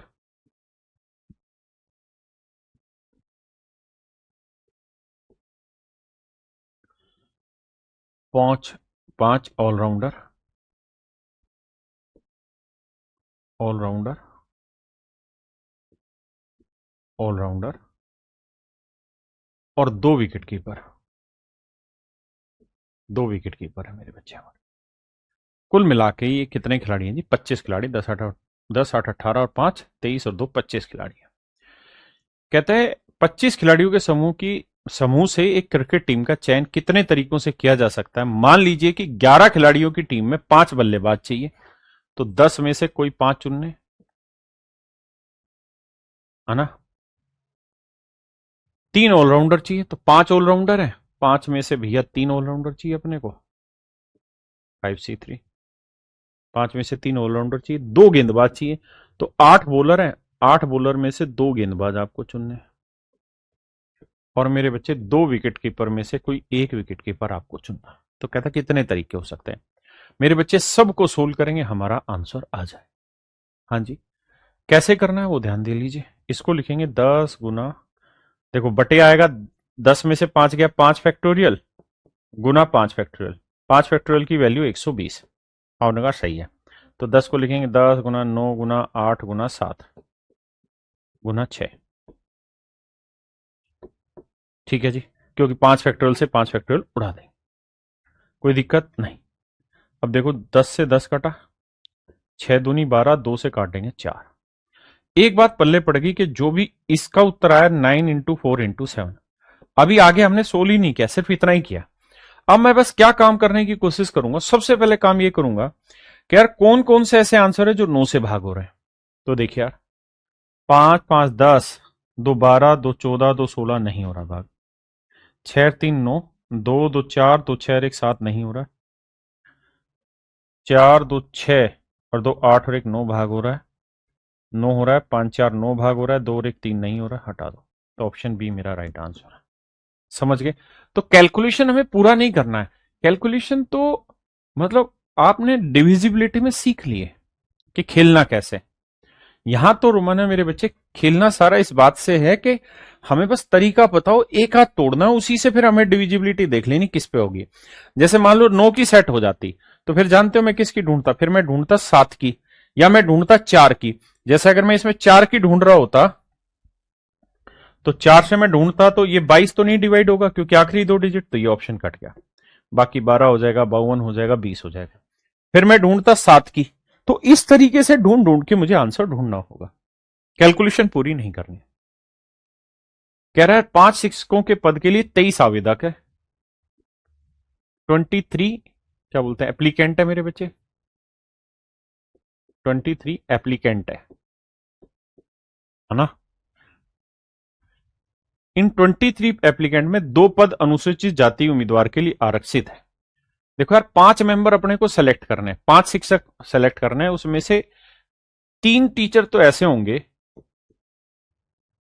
3 टीचर तो ऐसे होंगे जो नॉर्मल हो सकते हैं, लेकिन जो 2 टीचर होंगे वो हर हाल में अपने को, जो अपना आरक्षित वर्ग है, एससी कैंडिडेट्स हैं, वहीं से चुनने होंगे।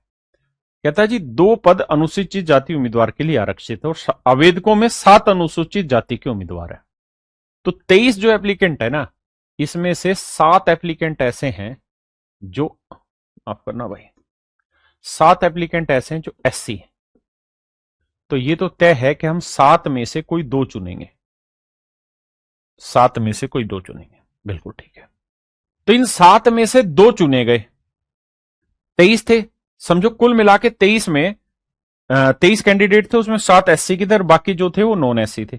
तो 7 में से 2 चुन लिए, तो 2 चुन लिए, तो 5 तो अभी भी बच गए ना यहां पे। अरे हाँ, यानी 23 थे तो 23 में 2 ही सिलेक्ट हुए, तो अभी भी 21 कैंडिडेट बच रहे हैं। तो जो बाकी 21 कैंडिडेट है ना, उनमें से हम 3 चूज करेंगे। आराम से समझो, फिर आगे बताता हूं, फिर से बताता हूं क्या कर रहा हूं मैं कह रहा हूं 23 कैंडिडेट थे, सेलेक्ट तो 23 में से ही करना है, लेकिन 23 में 7 कैंडिडेट ऐसे हैं जो स्पेसिफिक है, एससी, और हमें 2 टीचर ऐसे सिलेक्ट करने जो प्योर एससी हो। तो मेरे बच्चे 7 में से 2 चूज कर दिए, तो 2 टीचर सेलेक्ट हो चुके हैं। है ना। तो 23 में से 2 सेलेक्ट हो चुके हैं तो बच्चे 21। तो 21 में 3 तो कुछ भी हो सकते हैं ना, एससी भी रखे जा सकते हैं, नॉन एससी भी रखे जा सकते हैं। उसने कहा था कि भाई 2 पद अनुसूचित जाति के होने चाहिए, फालतू भी हो सकता है, लेकिन 2 तो मिनिमम रखेंगे ही रखेंगे मेरे बच्चे।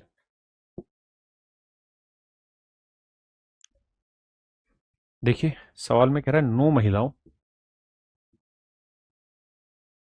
2 नो फीमेल और 8 मेल, इनको मिला के 12 सदस्यों की एक समिति बनाई जानी। यदि किसी समिति में कम से कम 5 महिलाओं का शामिल करना जरूरी है तो ये कितने तरीकों से बनाई जा सकती है। देखिए यार इस शब्द पे आ जाइए, कम से कम 5 महिलाएं, कम से कम 5 महिलाएं। महिलाएं हैं कितनी जी, 9 महिलाएं। और हमें आदमी चुन मतलब जो कमेटी उसमें मेंबर कितने रखने हैं, 12। तो 12 में से हम क्या कर सकते हैं, हमें कम से कम 5 तो औरतें चाहिए ही चाहिए। तो मेरे बच्चे ध्यान ये रखना, हमें 12 सेलेक्ट करने हैं।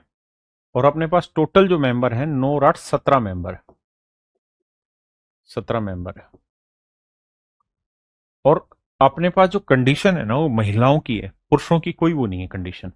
तो मैं और आप मिलकर ये कहेंगे कि देखो सर हो ये सकता है, पहला केस, केस 1, 9 महिलाएं, 9 में से 5 सेलेक्ट कर दी जाए, बचे 8 पुरुष, 12 सेलेक्ट करने तो 5 होगी तो 7 सेलेक्ट कर दो। दूसरा केस, केस 2, या तो ये केस हो सकता है या अगला। अगला केस क्या हो सकता है जी, 9 महिलाएं हैं, 9 में से 6 चुन लो। तो पुरुष तो 8 थे, अब मेंबर चुनने 12, 12 में से 6 चुने जा चुके तो 6 ही चुने जाएंगे। अब केस होगा मेरे बच्चे 3, थर्ड केस। थर्ड केस में कहानी क्या है, भाई 9 महिलाएं हैं, 9 में से 7 चुनी जा सकती, भाई 5 चुनी जा सकती, 6 चुनी जा सकती, 7। अब 8 मेंबर थे ना, 8 आदमी थे। अब टोटल 12 आदमी चुनने तो 7 चुने जा चुके तो 5 और चुनेंगे। अब केस 4 हो सकता है। केस 4 क्या हो सकता है जी, 9 महिलाएं थी, कम से कम 5 चुननी थी ना, तो ज्यादा से ज्यादा तो हम 8 भी चुन सकते हैं। 7 देखो, 5 6 7 8, तो भैया 8 सी, टोटल 12 थे, 12 में से 8 है तो ये कितनी होगी, 4। किसी भाई को कोई दिक्कत है यहां तक, नहीं। अब आते हैं मेरे बच्चे केस 5, ये केस 4 हो गया। अब आते हैं केस 5। भाई 9 महिलाएं, 9 की 9 चुन ली, तो बचे 8 आदमी। अब मुझे मेंबर चुनने 12, 12 में से 9 अगर औरतें चुनी जा चुकी तो 3 ही और चुनने, इंटू 3। तो मेरे बच्चे फिर इन सबको सोल्व करके जोड़ना पड़ेगा, और जोड़ के जो आएगा वो मेरा आंसर होगा। आया ना। आप ये कहेंगे सर बहुत बड़ी कैलकुलेशन हो जाएगी, हाँ कैलकुलेशन बड़ी हो जाएगी, लेकिन आपका कौन सा पेपर में 2 सेकंड में सवाल करना होता है, कुछ सवालों में कैलकुलेशन रहती है। लेकिन एक बार समझ के देखो क्या, कम से कम 5 औरतें चुननी है तो क्या तरीके हो सकते हैं।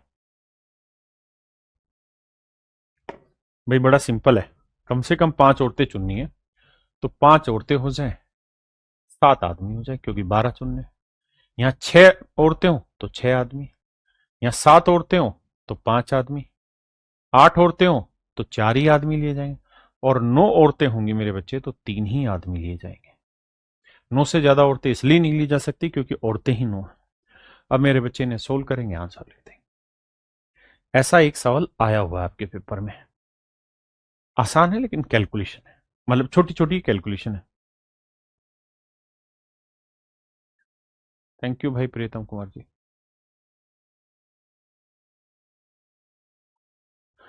मलिक भाई कह रहा है परमुटेशन एंड कॉम्बिनेशन में डिफरेंस कर ही नहीं पा रहा हूं।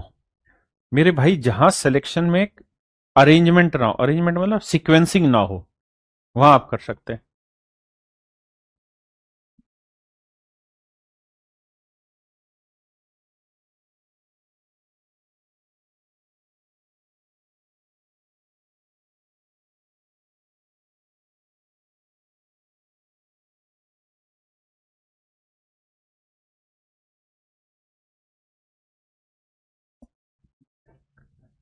देखिए यार, 9 महिलाएं और 8 पुरुषों में से 8 12 सदस्यों की कमेटी चुननी है। 9 महिलाएं हैं और 8 पुरुष हैं। 12 मेंबर चुनने भाई। यदि एक समिति में कम से कम 5 महिलाओं को शामिल करना है और इन समितियों में महिलाओं का बहुमत भी हो, तो भाई जो कमेटी बनेगी वो 12 लोगों की बनेगी। आपने कहा ठीक है। अगर कमेटी 12 लोगों की बनेगी तो कह रहा महिलाएं कम से कम 5 चाहिए। तो ऐसा हो सकता है भाई 5 महिलाएं हो तो 12 लेने के लिए 7 पुरुष हो जाए, 6 महिलाएं हो तो 8, 6 पुरुष हो जाए, 7 महिलाएं हो तो 5 पुरुष हो जाए, 8 महिलाएं हो तो 9 पुरुष ना, 8 हो तो 4 पुरुष हो जाए, 9 हो तो 3 पुरुष हो जाए। अब महिलाएं 9 थी तो 9 ही ली जा सकती। लेकिन उसने एक शब्द बोल दिया कि महिलाएं बहुमत में भी रहें। अगर मेरे बच्चे महिलाएं बहुमत में भी रखनी है, अगर आपको मेजोरिटी देनी है महिलाओं को, तो भाई 12 में से 6 पे तो मेजोरिटी बनेगी नहीं, 7 पे मेजोरिटी बनेगी। तो आप ये वाला केस मत लेना, क्योंकि यहां 5 महिलाएं या 6 महिलाएं। तो कहने का मतलब फिर ये 3 ही केस बनेंगे आपके। ठीक है। जो पीछे वाला सवाल था ना, उसमें ये 2 केस हट जाएंगे जहां 5 महिलाएं और 6 महिलाएं। केस 1 और केस 2 रिमूव हो जाएगा। केस 3, केस 4 और केस 5 रह जाएगा। इनको सोल्व कर देंगे मेरे बच्चे, वो हमारा राइट आंसर हो। समझ गए भाई? आइए।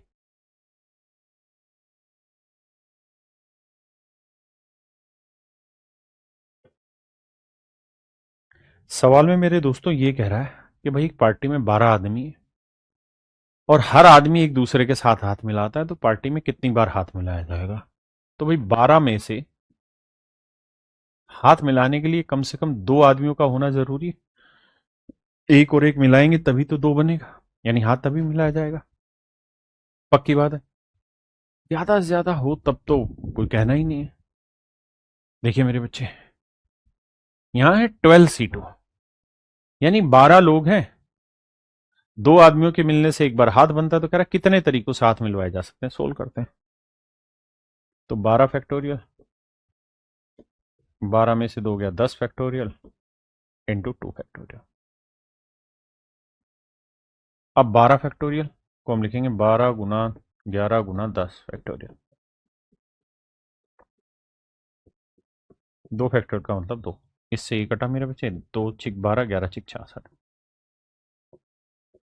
इसका मतलब हम ये कह सकते हैं कि सर 66 बार हाथ मिलाए गए होंगे। मेरे दोस्तों 66 बार आपने हाथ मिलाए होंगे, मतलब कुल मिला के 66 बार हाथ मिले होंगे। हाँ जी।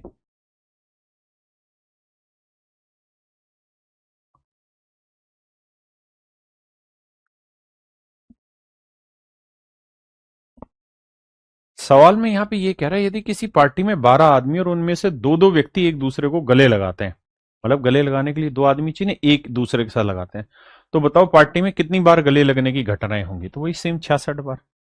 जैसे हाथ मिल रहे थे 2 आदमियों की मदद से, ऐसे ही 2 आदमियों की मदद से गले मिला जाएगा, है ना? आइए मेरे दोस्तों,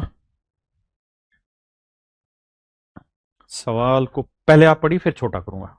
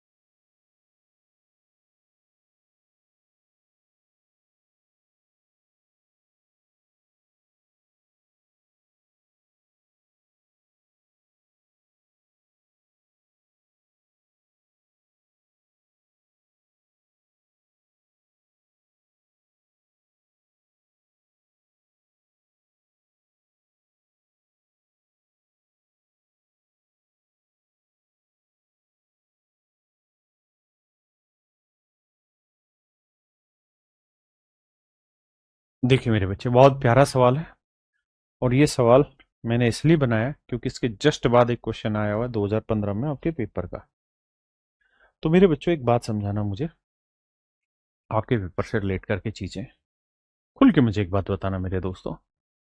अगर मैं आपको एक सवाल का जवाब ये पूछूं कि भाई, तीन औरतें हैं, कटरीना,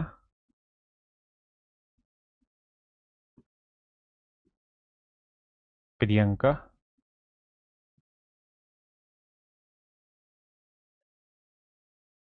और कोई भी लिख लो यार, आलिया। ये तीन औरतें, ये फीमेल है।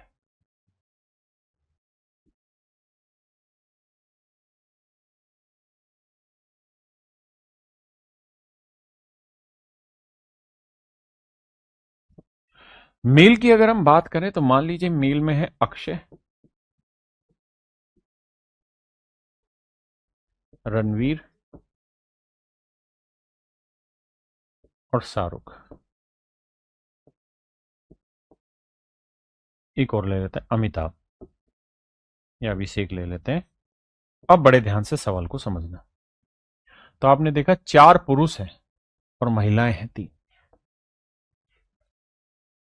कहानी ये है कि कटरीना जो है, जो कटरीना है, वो इसके साथ भी हैंडशेक करेगी, इसके साथ भी हैंडशेक करेगी, इसके साथ भी हैंडशेक करेगी, इसके साथ भी हैंडशेक करेगी, मतलब हाथ मिलाएगी।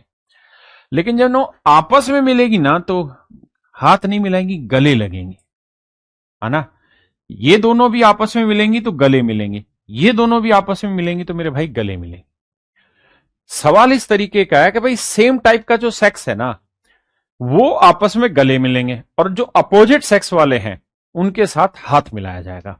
तो मेरे बच्चे, सवाल आपसे एक तो ये पूछा गया कि हाथ कितनी बार मिलेगा। जैसे मैं आपसे यहां पूछता हूं कि अगर मान लो लड़कियों में केवल यह कटरीना होती और लड़के होते ये चार, तो कितनी बार हाथ मिलाया गया होता। तो आप कहते कटरीना एक बार अक्षय से मिलाएगी, एक बार रणवीर से, एक बार शाहरुख से और एक बार अभिषेक से। चार बार हाथ मिलेंगे जी, बिल्कुल ठीक है। ऐसे ही राजा, प्रियंका भी इन चारों से हाथ मिलाएगी, तो चार बार प्रियंका हाथ मिला देगी। और ऐसे ही मेरे भाई, आलिया भी अक्षय से, रणवीर से, शाहरुख से और अभिषेक से चार बार आलिया हाथ मिलाएगी।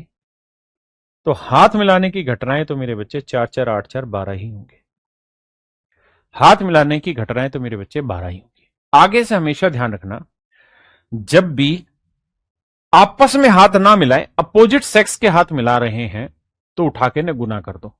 क्योंकि ये कटरीना चार लोगों से हाथ मिलाएगी और ऐसी तीन कटरीनाएं हैं अपने पास। तो एक कटरीना चार लोगों से हाथ मिलाएगी, तो तीन कटरीना 12 लोगों से हाथ मिलाएगी।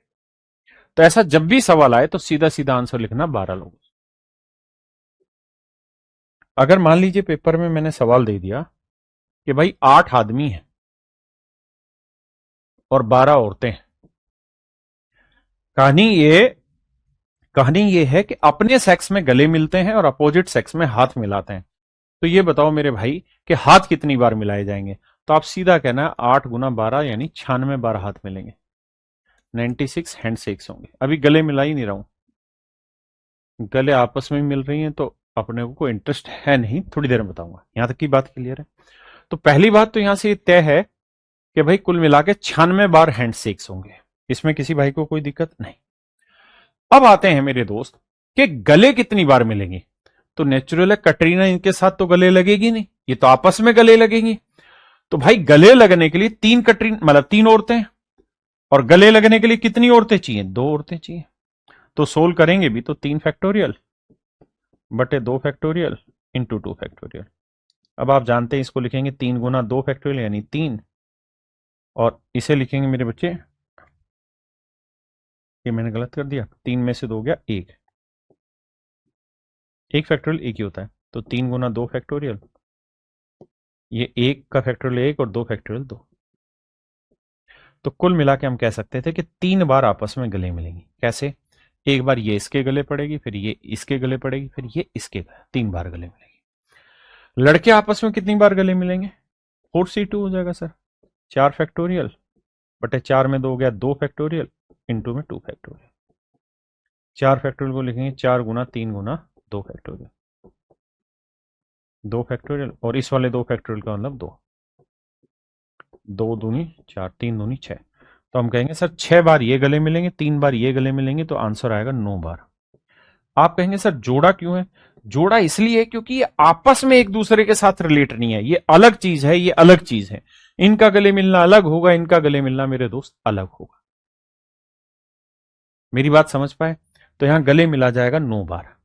ऐसे ही अपने वाले सवाल में ये कह रहा था, कहां गया, हाँ, अपने वाले सवाल में ये कह रहा था कि किसी समाज में ये रिवाज है कि एक ही लिंग के मित्र मिलते समय एक दूसरे के गले लगकर मिलते हैं, sex hugs each other when they meet, and friends of the opposite sex shakes hands when they meet, if 5 men and 6 women। कहता भाई 5 आदमी हैं, 5 आदमी हैं और 6 औरतें हैं, तो कितनी बार तो गले पर मतलब गले मिलेंगे और कितनी बार वो करेंगे, हाथ मिलाएंगे। तो देखो यार 5 गुना 6 कर देंगे मेरे बच्चे, तो मेरा आंसर आ जाएगा 30, and that is your right answer. तो हाथ मिलाने की कार्रवाई तो 30 बार होगी, दैट इज योर आंसर। अगर कहें गले कितनी बार मिलेंगे तो 5C2 प्लस 6C2, क्योंकि एक दूसरे के साथ नहीं मिला रहे ना, ये अपने आप में, ये अपने आप में। तो इसे सीधा सीधा करूं, 5 फैक्टोरियल, 5 गुना 4, 3 कट गया, बचे 2। मैं लिखेंगे ना 5, लिखिए देता हूं 5 फैक्टोरियल, 5 में 2 गया 3 फैक्टोरियल बटे 2 फैक्टोरियल।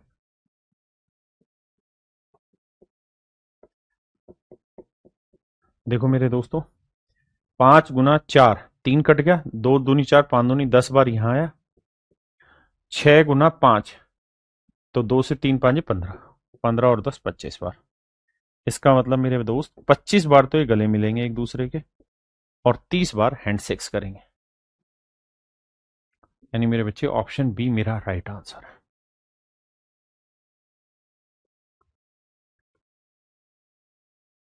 हाँ, अगर आपस में हक करेंगे, ये कहे कि भाई लड़के और लड़कियां आपस में गले मिल रहे हैं, फिर तो वही तो बात होगी। जो काम तुम हाथ मिलाने में कर रहे हो वही तुम गले मिलने में कर रहे हो, तो उसका भी आंसर 30 ही आएगा। अगर ये कहना कि एक दूसरे के साथ गले मिल रहे हैं, आपस में सारे गले मिल रहे हैं, है ना, तो फिर तो आंसर 30 ही होना, अलग थोड़ी होना, क्योंकि हाथ मिलाना और गले मिलना एक ही चीज तो हुई, अगर वो डिस्क्रिमिनेशन नहीं है तो।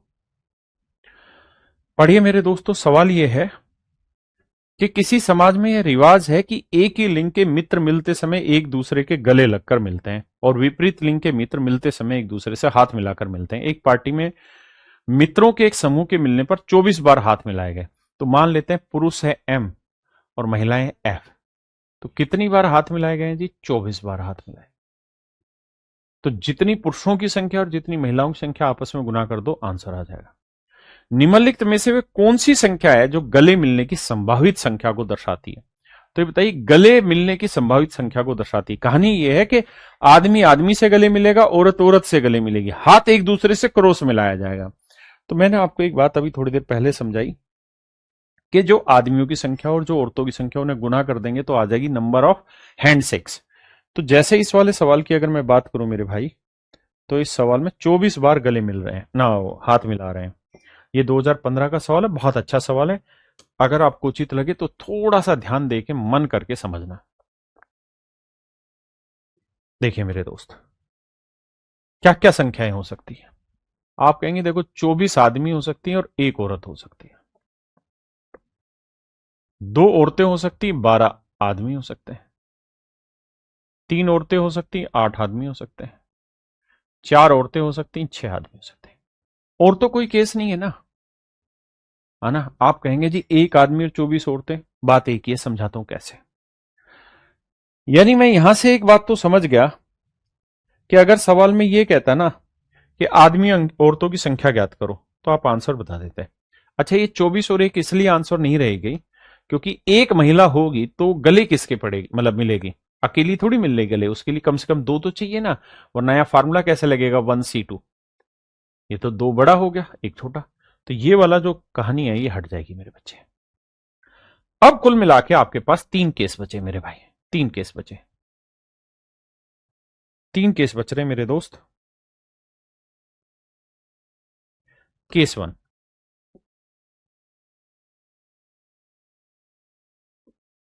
केस वन कि 12 आदमी और 2 औरतें हो। केस टू 8 आदमी और 3 औरतें हों। और केस थ्री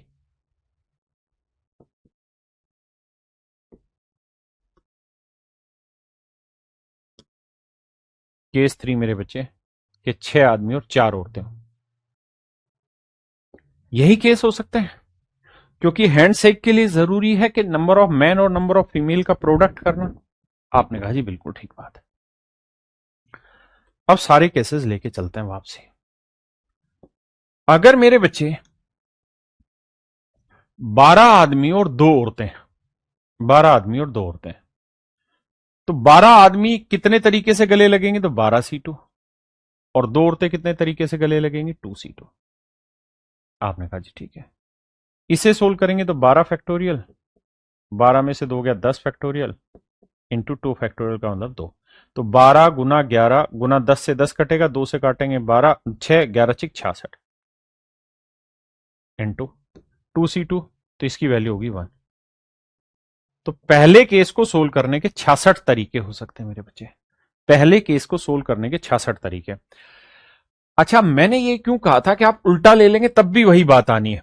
अगर मान लो मेल 2 ले लो, फीमेल 12 ले लो, तब भी यहां 2C2 आ जाता है, यहां 12C2, आंसर तब भी 66 ही आना था, है ना? उससे कोई फर्क नहीं पड़ना था। तो मेरे बच्चे पहले केस के हिसाब से 66 बार गले मिला जा सकता है। दूसरे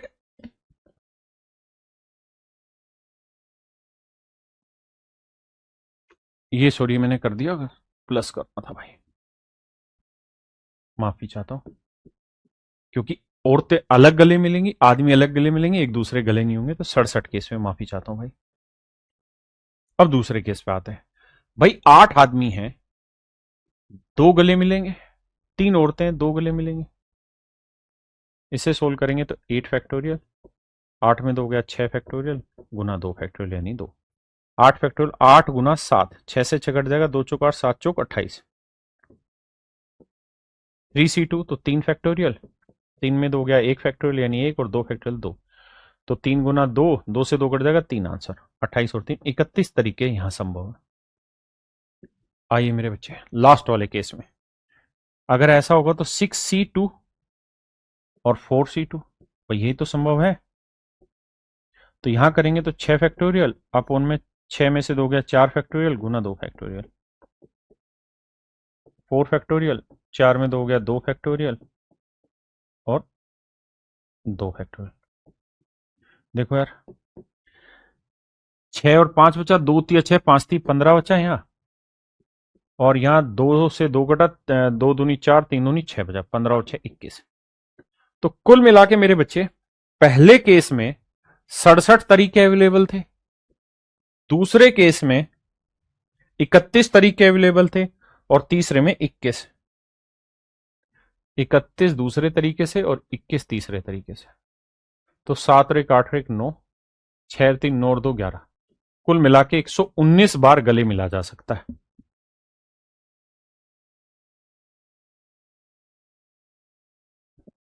है ना? हमारे पास कितने तरीके संभव है मेरे बच्चे? 119 तरीके से हम गले मिला सकते हैं। अगर हम केस 1 लेते हैं, अगर मेरे दोस्त हम केस 1 लेते हैं, तो 67 बार गले मिल सकते हैं। अब आते हैं अपने सवाल पर। अगर हम केस 1 लेते हैं, यानी केस 1 को सही मान लें, तो 67 बार गले मिल सकते हैं। अगर मेरे दोस्त हम केस 2 को सही मान लें, तो 31 बार गले मिला जा सकता है। और मेरे दोस्त अगर हम केस 3 को गलत ना सही मान लें, तो हम 21 बार गले मिल सकते हैं। लेकिन कहानी यह है कि सारे केस एक साथ पॉसिबल तो नहीं होंगे। क्यों? क्योंकि ऐसा थोड़ी है कि 12 आदमी और 2 औरतें हो, और फिर 8 आदमी और 3 औरतें, या तो 12 होंगे 8 हो, एक ही तो केस संभव होगा। तो सवाल ने हमसे पूछा था कि बताओ भाई गले मिलने की संभावित संख्या को कौन कौन सी चीज दर्शाती है? तो 67 ऑप्शन में है जी, नहीं है। 31 ऑप्शन में है जी, नहीं है। 21 ऑप्शन में है, हाँ। तो मेरे प्यारे बच्चों, मेरा राइट आंसर 21 होगा, ऑप्शन सी। ऑप्शन सी मेरा राइट आंसर होगा। थोड़ा सा डिफिकल्ट लगेगा आपको, अगर आपने अभी तक नहीं पढ़ा होगा कभी कॉम्बिनेशन, थोड़ा मुश्किल लगेगा। हो सकता है ऑप्शन में 21 ना होगा 31 होता, या 31 ना होगा 67 होता, मुझे भी नहीं पता कौन सा सही होता।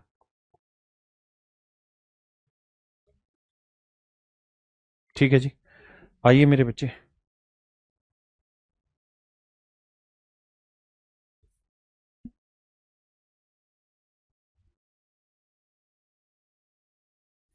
कह रहे student has to opt for 2 subject out of 5 subject course, namely commerce, economics, statistics, mathematics module 1 और मैथमेटिक्स मॉड्यूल 2। कहते हैं यार ये 5 सब्जेक्ट है, इनमें से हमें 2 सब्जेक्ट चुनने, तो कितने कॉम्बिनेशन हो सकते थे? यार बड़ा सिंपल है, 5C2। भाई 5 में से कोई 2 ही तो चुनने, तो 5 फैक्टोरियल, 5 में 2 हो गया 3 फैक्टोरियल, गुना 2 फैक्टोरियल, 5 गुना 4, 2 दूनी 4, 5 दूनी 10, तो आंसर होगा 10। यानी मेरे प्यारे बच्चों 10 तरीके से हम कोई भी 2 सब्जेक्ट चूज कर सकते हैं। ये मेरे बच्चे आपका सवाल है यूपीएससी सी सेट 2015। 2015 में परमुटेशन कॉम्बिनेशन से बढ़िया सवाल था। यहां पे भी कहानी वही कह रहा है 5 विषय नामित हैं, commerce, economics, statistics, mathematics module 1 और मैथमेटिक्स मॉड्यूल 2। कह रहा जी हमें 2 सब्जेक्ट चुनने हैं। अब यहां से ध्यान से पढ़ना,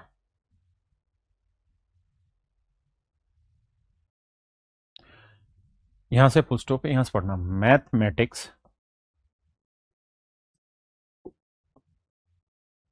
mathematics second can be offered only if mathematics 1 is also opted. कहता है गणित 2 में केवल तभी चुना जा सकता है, गणित 2 केवल तभी चुना जा सकता है जब गणित 1 को भी चुना गया हो। तो बताओ 2 विषयों के चुने जा सकने वाले संभव संयोजन की संख्या ज्ञात करिए। देखो मेरे दोस्त, थोड़ा सा दिमाग लगा के सोचिए। कह रहा है मैथ सेकंड आप तभी चूज कर सकते हैं जब आपने मैथ 1 चूज किया हो। अगर मैथ 1 नहीं चूज कर रखा तो आप मैथ 2 चूज ही नहीं कर सकते। यानी अगर मान लो इसको छोड़ के इनमें से एक सब्जेक्ट ले लें और इसमें से एक सब्जेक्ट ले लें, तो ये अलाउ नहीं है, ये अलाउ मेरे दोस्त नहीं है। या तो ये दोनों साथ में, M2 जो है इसके साथ लेना पड़े। M1 अकेला ले सकते हो, लेकिन M2 ले रहे हो तो M1 साथ में लेना जरूरी है। तो सवाल में कह रहा है कितने तरीके संभव है बताइए।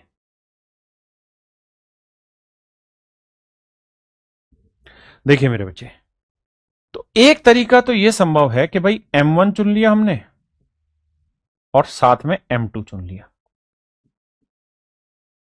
एक तरीका तो मेरे पास ये पॉसिबल है,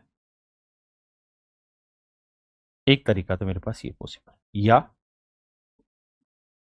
दूसरा तरीका मेरे पास ये कि इन 4 सब्जेक्ट में से मैं कोई 2 चुन लूं। भाई इन 4 में से मैं कोई 2 चुन सकता हूं, क्योंकि इन 5 में से 2 नहीं चुना जाएगा। अगर इसको लूंगा तो ये दोनों लेने पड़ेंगे, तो इन दोनों को लेने का तो एक ही तरीका हुआ। बाकी 4 में से कोई 2 चूज कर लूं मैं, हाँ है ना। तो 4 में से 2 चूज करेंगे तो 4 फैक्टोरियल, 4 में से 2 हो गया 2 फैक्टोरियल इंटू 2 फैक्टोरियल मेरे बच्चे। तो 4, 2 दूनी 4, 3 दूनी 6, तो 6 ये आया प्लस में 1 ये। तो मेरे दोस्तों चूज करने के यहां 7 तरीके हो गए। There are 7 possible ways to choose it. 7 तरीके मेरे प्यारे बच्चे इस बात को सेट करने के। अब आते हैं जी अगले कॉन्सेप्ट पे। कॉन्सेप्ट के मारे बोली, पहले सवाल पे आ जाओ,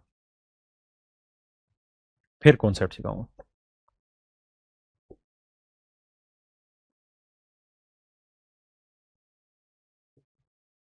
पढ़िए।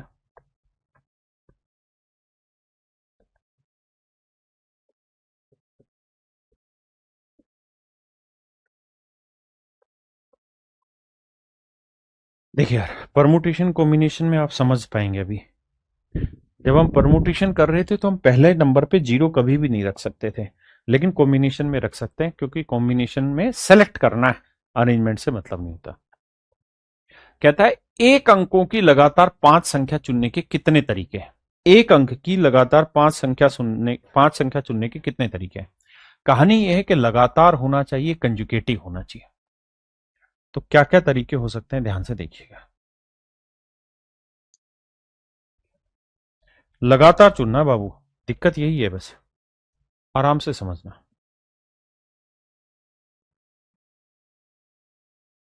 कितने तरीके हैं? देखो यार, 1 2 3 4 5। एक तरीका तो ये वाला है भाई, 5 लगातार चुनने। तो मैं यहां से कॉपी करता हूं, यहां टिक दिया, एक तरीका। दूसरा, 5 चुनने का एक तरीका यह हो सकता है।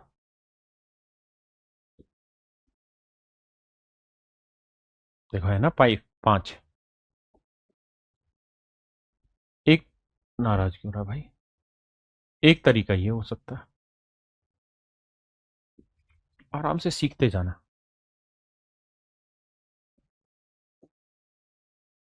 एक तरीका मेरे बच्चे ये हो सकता है भाई, मुझे 5 डाटा लगातार चाहिए।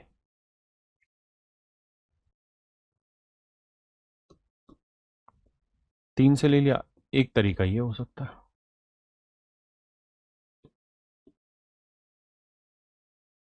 भाई 5 लगातार होने चाहिए, एक तरीका ये हो सकता है। अब अगर आप ये सोच रहे हैं कि सर अब 5 लगातार चाहिए, ध्यान देना, अगर आप कह रहे हैं कि सर हम यहां से ले लेते हैं, तो ये तो लगातार होंगे ही नहीं, ये तो 4 ही हुए, 1 2 3 4। आप सोच रहे हैं कि हम सर संख्या ये बना लें कि 6 7 8 9 और फिर लिख दें 0, तो ये लगातार थोड़ी है, 9 के बाद तो 10 आना चाहिए। हाँ है ना? तो मेरे बच्चे ये गलत है। तो कितने आंसर हुए जी? एक तरीका, 2 3 4 5 6 तरीके हैं। तो मेरे प्यारे बच्चों, इस सवाल को सोल्व करने के आपके पास 6 तरीके हैं। राइट आंसर होगा 6। राइट आंसर होगा 6। तो जब भी ऐसे सवाल हो जहां टोटल ऑप्शन में से 6 लगातार कंजुगेटिव नंबर चुनने, यानी कुछ लगातार नंबर चुनने हो, तो उसका एक डायरेक्ट शॉर्टकट है। शॉर्टकट को ही हमने इस कॉन्सेप्ट में नाम दिया है कि जब आपके पास n चीजें हों और उस n चीजों में से x कंजुगेटिव चीजें हों, x कंजुगेटिव चीजें हों, x लगातार चीजें हों, तो लगातार चीजें चुनने का तरीका यह है कि n माइनस एक्स प्लस 1 कर देंगे तो आपका आंसर आ जाए। जैसे इस वाले सवाल में आपके पास 10 चीजें थी, 10 ऑप्शन थे, इसमें से 5 लगातार चुनने थे, जमा 1, तो आंसर आया मेरे बच्चे 6, ऑप्शन सी। समझ गए जी? आइए, मोनू भाई 7 नहीं 6। पंडित विकास सत्री जी कहते हैं 2 अंकों की लगातार 15 संख्याएं चुनने के कितने तरीके? भाई 2 अंकों की संख्याएं कहां से शुरू होती हैं? 10 से। 11, 12, कहां तक जाना है जी? 99 तक। कितनी संख्या है ये? देखो, जब भी अगर लगातार गिनती और ये पता करना हो कितनी संख्या है, कि आपने तो एपी पढ़ा हुआ है, तो उसका तरीका रहता है number of term find out करने का, last term minus first term upon difference plus 1। तो 99 में से 10 घटाया 89, 89 बटे 1 और 1 90, यानी कुल मिला के 90 दो अंकीय संख्या है। दो अंकीय संख्या, दो अंकीय संख्या है, 90 दो अंकीय संख्या है। कहानी ये कह रहा है कि भाई 90 दो अंकीय संख्या है ना, तो इन 90 दो अंकीय संख्या में से 15 संख्याएं लगातार चुननी है, तो n माइनस एक्स प्लस 1, तो आंसर आएगा 76। तो मेरे बच्चे 76 तरीके होंगे, 76 तरीके होंगे। यूपीएससी सीसैट 2021 लगातार पूछने वाले सवाल है। कहता है एक बिसात है शतरंज बोर्ड पर, एक सीधे पथ की लंबाई में विकर्णों पर 6 क्रमागत वर्गों को कितने विभिन्न प्रकार से चयनित किया जा सकता है? देखिए यार, ये है मेरे बच्चे चेस बोर्ड की फोटो। नहीं पता हो तो बता देता हूं। कुल मिला के 8 खाने होते हैं इस तरफ, 1 2 3 4 5 6 7 8, 8 ही खाने होते हैं इधर, 1 2 3 4 5 6 7 8। और टोटल कुल मिला के मेरे बच्चे 8 8 64 खाने होते हैं। कितने खाने मेरे बच्चे? 64 खाने होते हैं। आपने कहा जी ठीक है। अब उसने कहा कि विकर्ण के अनुसार अलोंग विद डायगोनल, देखो क्या लिखा है, विकर्णों पर एक एक बिसात शतरंज बोर्ड पर एक सीधे पथ पर on a chess board in how many different ways can 6 consecutive squares be chosen on the diagonal. कहता है डायगोनल पे चूज करने हैं 6। तो मेरे बच्चे आप ये बताना, डायगोनल यही तो हुआ, ए यही तो डायगोनल हुआ। आपने कहा तो इसमें कितने वर्ग हैं? 1 2 3 4 5 6 7 8, 8 वर्ग हुए।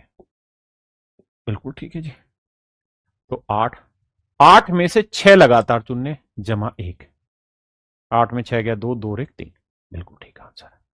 लेकिन मेरे दोस्त, मेरे भाई, ये भी तो सोचो, ये भी तो डायगोनल है। 1 2 3 4 5 6 7 8, डायगोनल यही थोड़ी कि केवल यही होगा, ये भी डायगोनल होगा।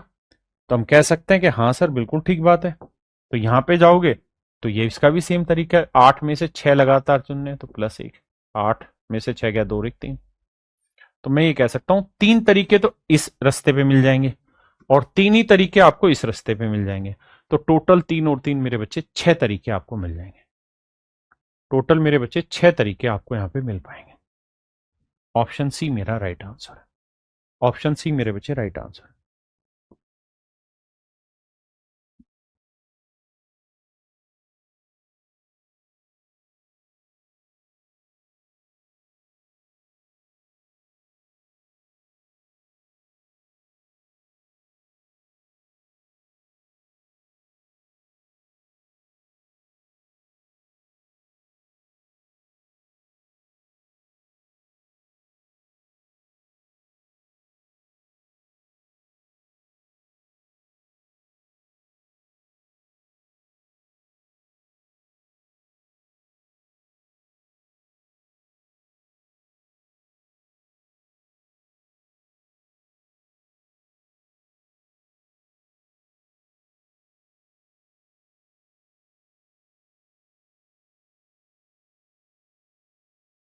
अरे माइक बंद है भाई, माफ करना माफ करना। माफ करना भाई, दोबारा बताता हूं। मेरे बच्चे सवाल में कह रहा भाई 12 चीजों में से लगातार 10 चीजें, तो 12 माइनस 10 जमा 1, तो 12 में 10 क्या, 2 2 और 1 3, तो आंसर आया 3। यानी 3 तरीके से इसे लगातार चुना जा सकता है। हाँ जी, करिए भाई।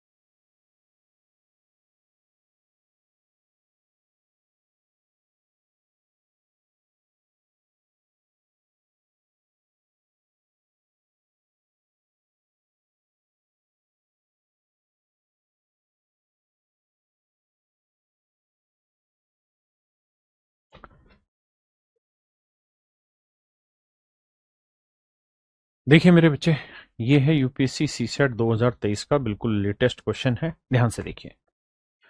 कहता है एक वृत्त के रूप में व्यवस्थित 12 वस्तुओं में से दक्षिणावर्त दिशा में 10 क्रमागत वस्तुओं के चयन की व्यवस्था क्या, चयन की संख्या क्या है? कहता है चयन की संख्या क्या है मेरे बच्चे? सर्कल है उसमें दक्षिणावर्त।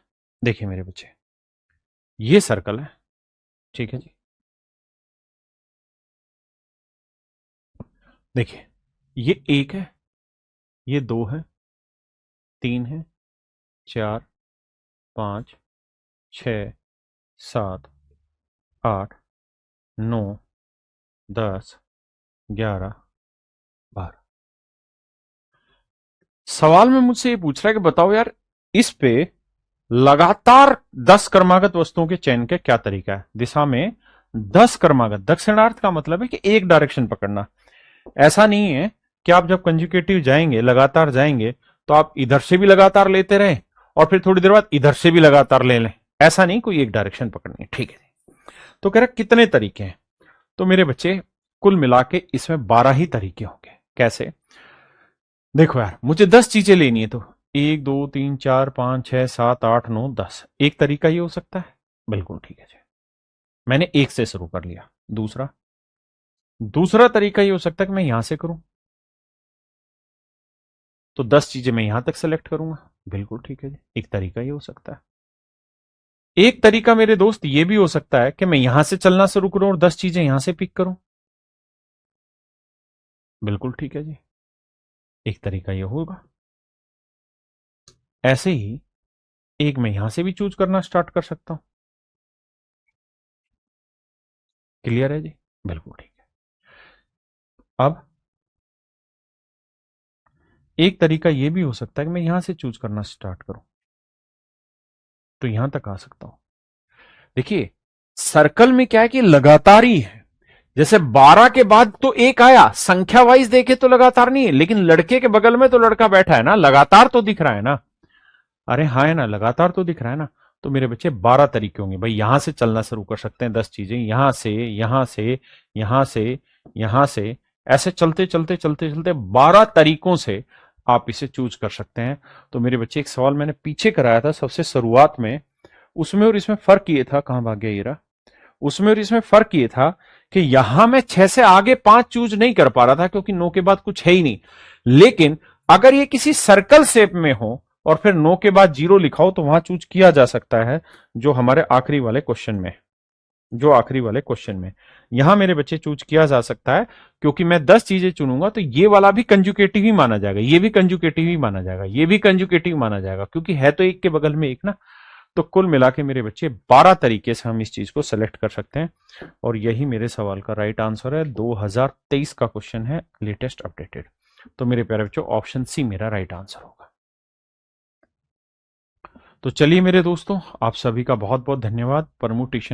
परमुटेशन एंड कॉम्बिनेशन आपका यहाँ पूरी तरह खत्म हुआ। उम्मीद है आपको पढ़ के मजा आया होगा। Thank you, have nice day. Thank you. आप सभी को बहुत बहुत शुभकामनाएं।